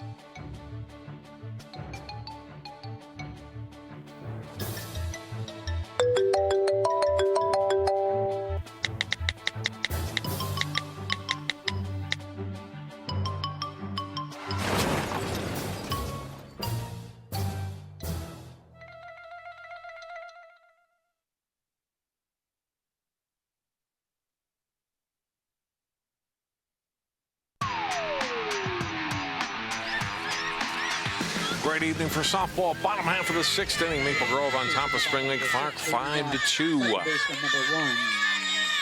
Panthers down to 6 outs, but they're within 3 runs. And a chip away here against David Duick and the Crimson. They have been living dangerously in their half of the innings and being able to strand runners. 11 runners left on through 6 innings for Maple Grove. That's a lot of runners left on. It is a lot of runners left on. So far, it hasn't hurt Maple Grove, and maybe in the end it won't, but it's always in the back of your head, doesn't it? Oh, it is. We're giving the other team chances to get back into this. 1-1 the count to Rickenbach, the leadoff hitter here for the Panthers in the 6th. Just inside. 2-1. Rickenbach over to a couple of groundouts here in game 2. Hits this one hard in the middle. Base hit. And Rickenbach, who had been hitless in 6 at-bats today, is on board to start the Spring Lake Park 6th. Yeah, just makes good solid contact. Knocks it on right up the middle. You need a couple of base runners here. And here's Parrish. Strikeout in the line out and 2 at-bats. First pitch inside for ball 1.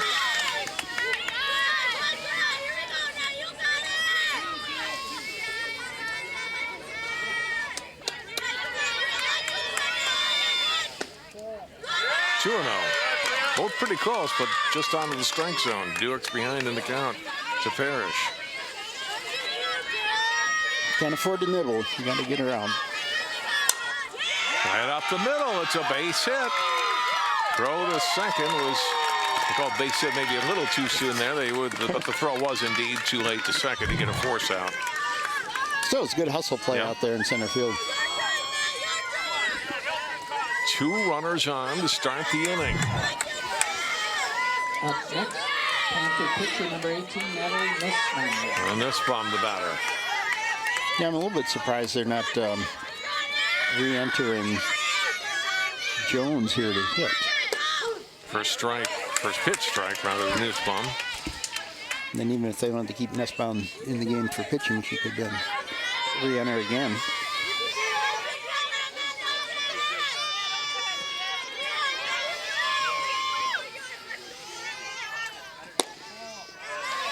Outside, it's 1-1.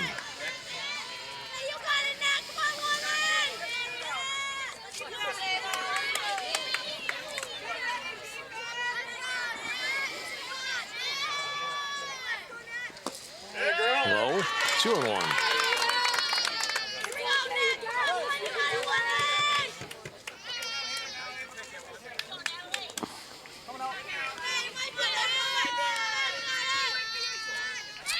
effective ball gets thrown out of play.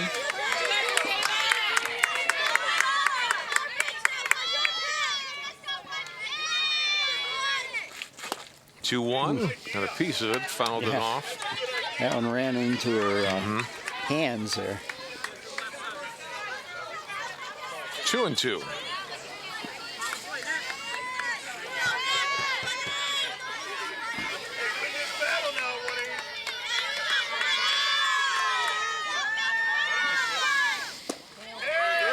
Low, 3-2.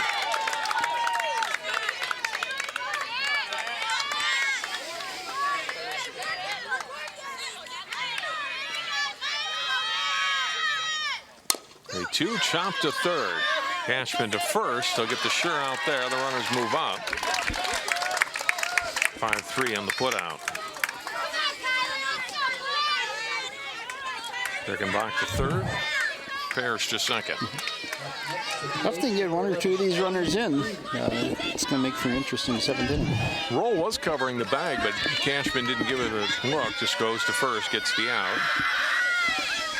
Probably a good play. Get the safe out. Now Cruz the batter with runners at second and third. Fouled at the plate.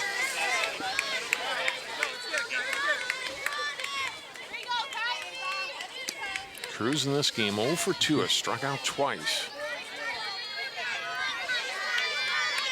This is where we get to see what the mental toughness factor is of Dueck. Being able to, stop this, nip it in the bud kind of stuff.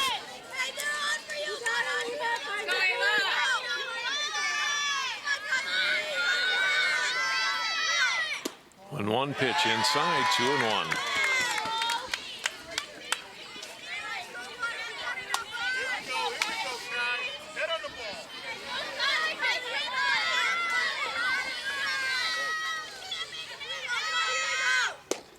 Called strike, 2-2. That was the pitch to hit.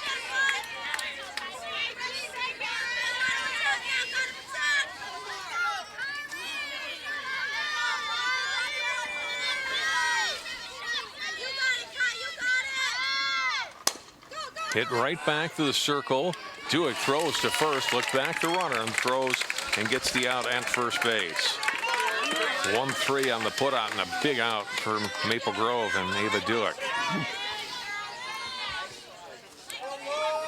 The right fielder, number 6, Lauren. So now 2 down with runners at second and third. And the batter's Lauren Keith. I would say that's always a good feeling for the pitcher when the ball comes right back to you on one hop. You don't have to worry about any of your fielders making an error. You're in control. First pitch to Keith, hit out into right field, but nice play by the second baseman Tomczyk to make the catch deep infield. And that retires the side. A couple of hits to start the inning, but then Dueck shuts the door, getting 3 straight outs. We have completed 6 innings now. Maple Grove on top of Spring Lake Park. It remains 5-2. They said a bottle was just a bottle.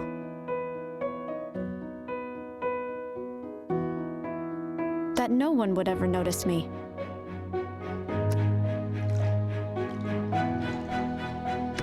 But I knew I could be more. That one day, I would make people smile.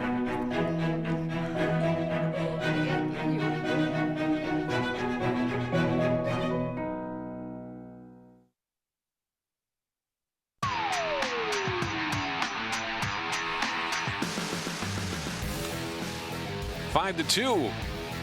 Maple Grove hoping they're 3 outs away from state tournament. Would certainly had to get more runs. Yeah, they have left a lot of base runners out there, as we've mentioned. Have some fun out there. 5 straight innings they've left 2 runners on. Wow.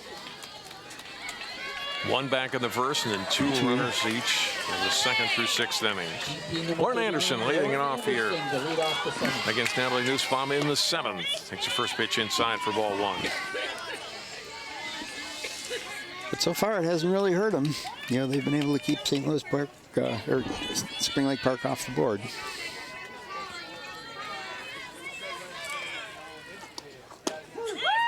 called strike, 1-1.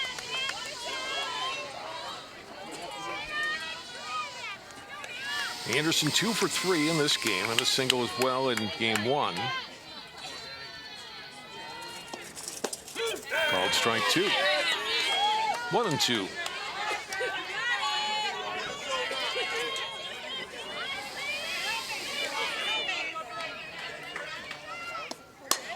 Hit hard, but foul.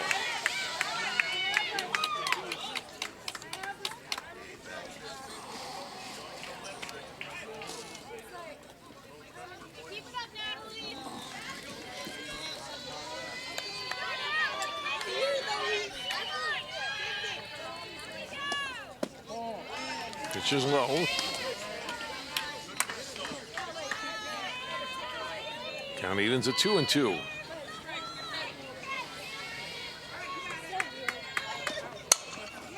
Hit down to second base. And Rickenbach to nil for the first out of the 7th.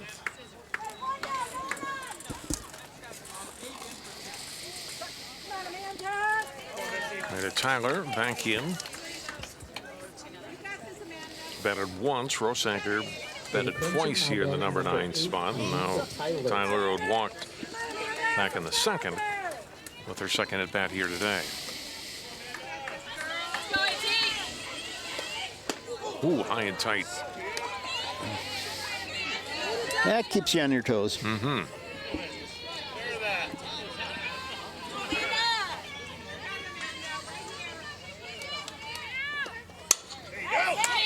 Hit hard and past second into the right field. That past Rickenbach, and Tyler with a 1-out single here in the 7th.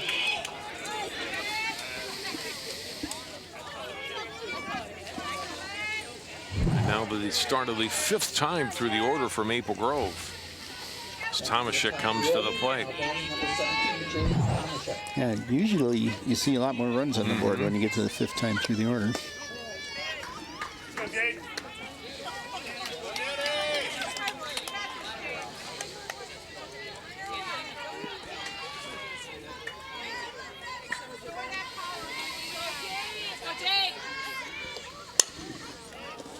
Hit out into right field, drifting back, making the catch. Medium deep right field is Keefe. And there's out number 2.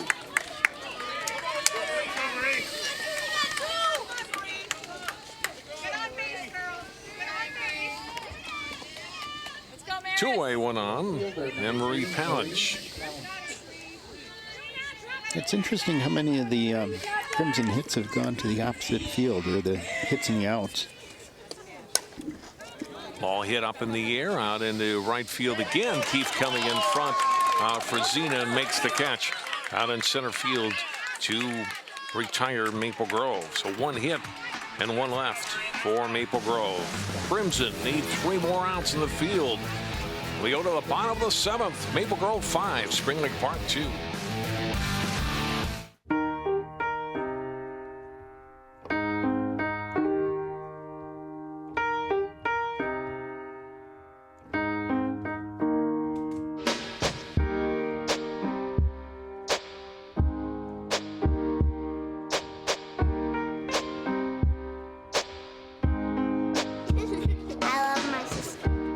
Doesn't see race. Love is love.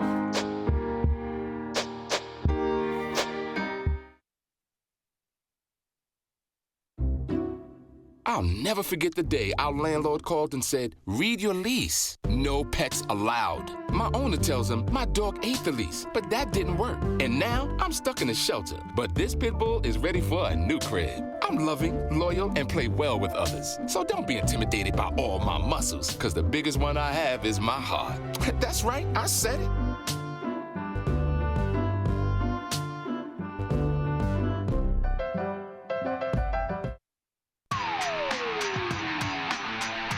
Runs 13 hits for Maple Grove, 2 runs, 6 hits for Spring Lake Park. They trail by 3 as we move to the bottom half of the 7th inning. Lexi Leggering, who doubled in her last at bat, scored Spring Lake Park's 2nd run, leading it off. And it's to the top of the order. Yeah, a lot of times these last 3 outs are really tough to get. They're always the toughest, right?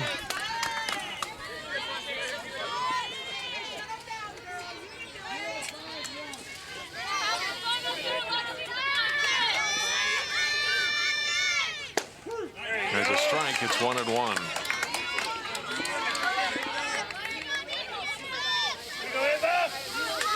100th pitch of the day for Dueck in this game. Outside and high, 2-1.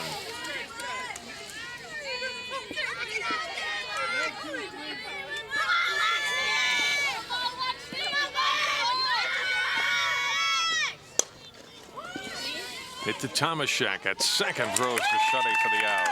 One away.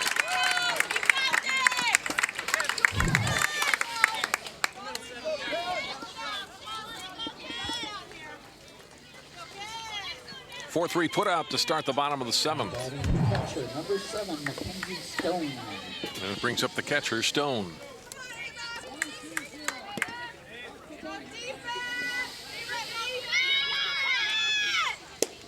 Kind of miss. A good location, good movement on that pitch.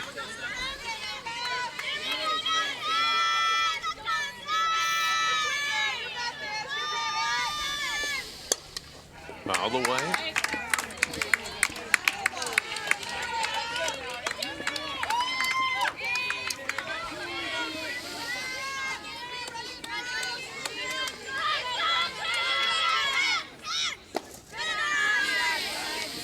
Blown away, 1 ball, 2 strikes.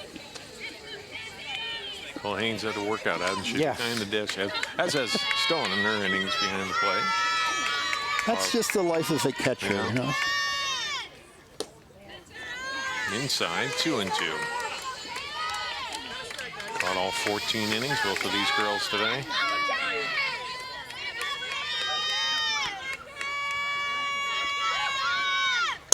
Stone hits it deep past Roll into center field. Wente, who had the outfield assist earlier in this game. A big play by her that cut down a run. Fields it on a couple of bounces. The 1-out single for Stone. We'll get Weiland to run for her again. 1 on and 1 out. And Frazina the batter. And now batting for the Comcast, number 24, Sarah Frazina.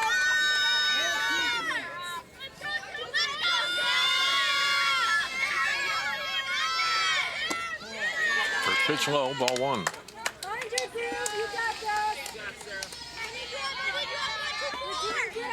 Yeah, the one thing you don't want in this situation would be a base on balls. You got to make them earn their way on. Offered at that, it's a strike. Well, that's that. If that by Stone was big, you know, she's behind 2 strikes, comes back, yeah, even the count, then gets the base hit. And Panthers hope that starts something for them here in the 7th. 1-1 the count now to Frazina. It's this one out towards left field, but foul.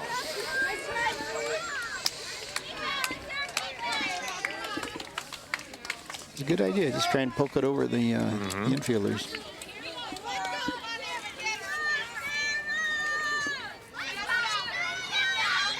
College moves in a few steps now in left field. Yeah, and closer to the line. 1-2. Who's going to take this one? It's Cashman. Throws high. Everybody safe. Enough of a hesitation there, or ends up being an infield single for Frazina. Yeah, a little confusion on who is going to actually take that ball. And the tying run is at the plate. Right. How about that?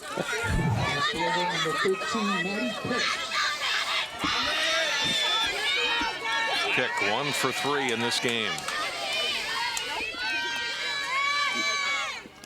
First pitch inside for ball 1.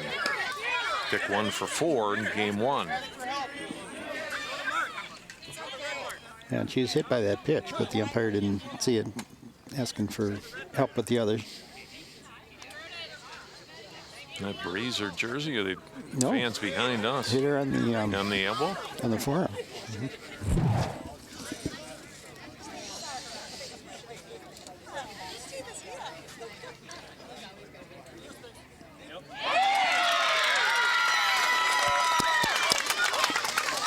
Yeah. Yeah. The way she reacted. She thought it should have been called right away. Now it is. Well, it's a good thing, you know, umpires get together, make the right call. It's really hard for the, you know, the home plate umpire to be able to see everything. The tying run is on base for Spring Lake Park with 1 out in the 7th. Hey, the winning run. Rickenbach, the go-ahead run. The winning run is at the plate. The state tournament run. First pitch hit foul. Boy, how about this? Maple Grove's really dominated the game and pitched well, fielded well, hit well, but have left so many runners on. Yeah. Is that going to cost them here in the end? It's still a 3-run lead at this point. 1 strike, 1 out. Rickenbach, the batter. And a little high. 1-1.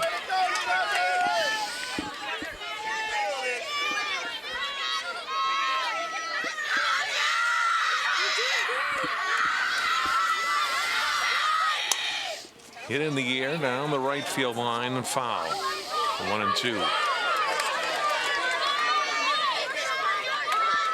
A lot of nervous people to my left here. Yeah. These Maple Grove parents are quite quiet all of a sudden.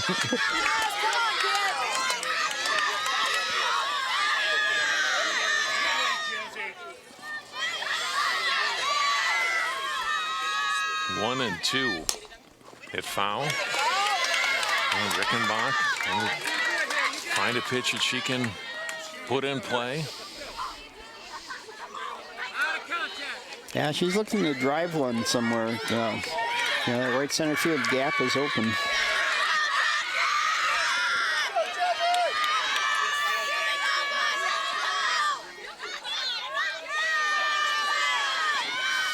One-two pitches low. 2-2. Yeah, the shortstop's pulled around over by third base too. A big hole up in the middle. Just get it past the pitcher, 2 runs come in.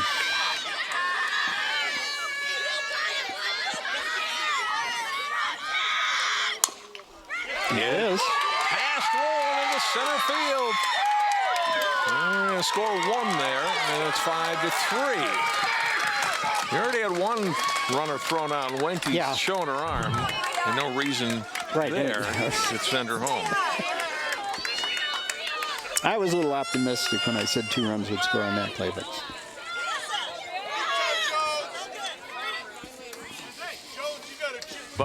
you were right on the positioning with the roll a little bit shaded towards third. That was able to get past her. Yeah.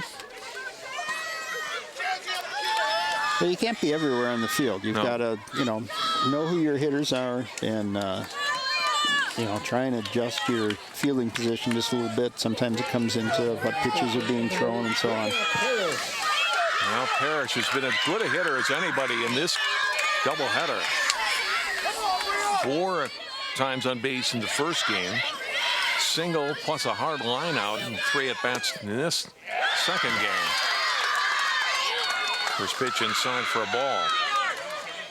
The winning run is at first base. Rickenbach.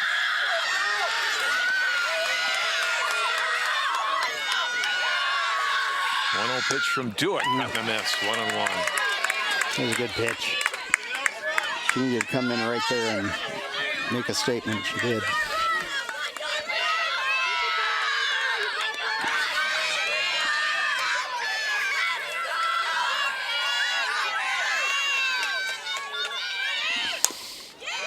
Chopper towards second. Tomaszek throws to first, gets the out. A run comes in. It's 5-4.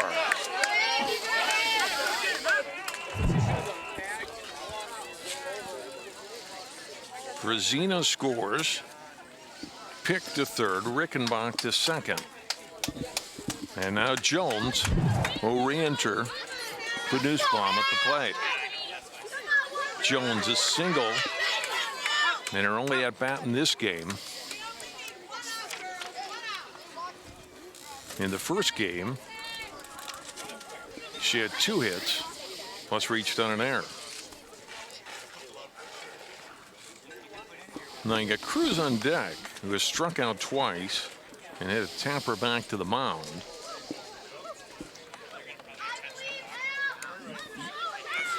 Yeah, and walks have not been an issue for Duick, so. If you put the runner on, then you got to be accurate in your pitches to Cruz. You don't want to walk in the tying run, but you got a dangerous hitter.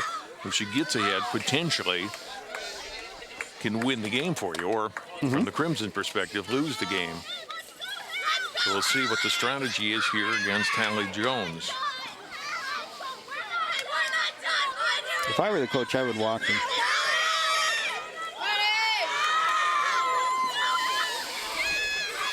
Teachman is going to go run down at second base. Number 17, Alyssa. Yep, they're walking him. Jones at the plate. So walk Jones to load him up. Of course, that sets up a force play as well. And the catcher, should be standing out in the left, behind the left-handed batter's box, so she doesn't have to try and catch the ball in the move, because you're just inviting the ball to get thrown away. You need to be in the catcher's box at the beginning of the pitch, but the catcher's box in softball extends all the way out to the outside of the batter's boxes. So there's the walk to Jones. And she has a base runner, means nothing, sets up a force. Bases loaded, 5-4. And Kylie Cruz is the batter. Can't beat fun at the old ball yard, Cruz, a 2-run triple back in the first inning of game 1. 0 for 3 here against Duick in game 2. First pitch, ripped but foul. Ooh, that's a good swing on the bat. Yeah.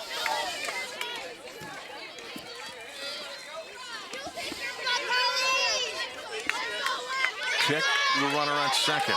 Teachman, or pick at third. Teachman at second. Jones at first. 1 strike, 2 outs. State tournament berth on the line. A pitch hit down to Shuddy at first. She'll step on the bag, and Maple Grove wins. 5-4 the final. Outstanding ball game by both teams. 2 runs on 3 hits for Spring Lake Park in the 7th. They leave the bases loaded and come up a run short. What a doubleheader of softball here today, Jim. It was. This was a beautiful day to play. It was a bunch of great games, couple of great games, and Maple Grove on to the state tournament. Yep. After missing out last year, losing to the Spring Lake Park team, they get their 7th appearance in state tournament history. Boy, what a tough loss for Spring Lake Park. Almost had that one. I thought they had a great chance there in the 7th. A lot of tears on their side and a lot of relief on the Maple Grove side as they advance on to state. So Maple Grove, the section champions for 2017. Coaches will seed for the state tournament on Saturday, and then Maple Grove will find out who they'll play in the first round of the state 4A tournament beginning next Thursday in North Mankato. That does it for our coverage here from Shoreview. What a terrific ball game in the championship. Maple Grove wins it 5-4 the final over Spring Lake Park.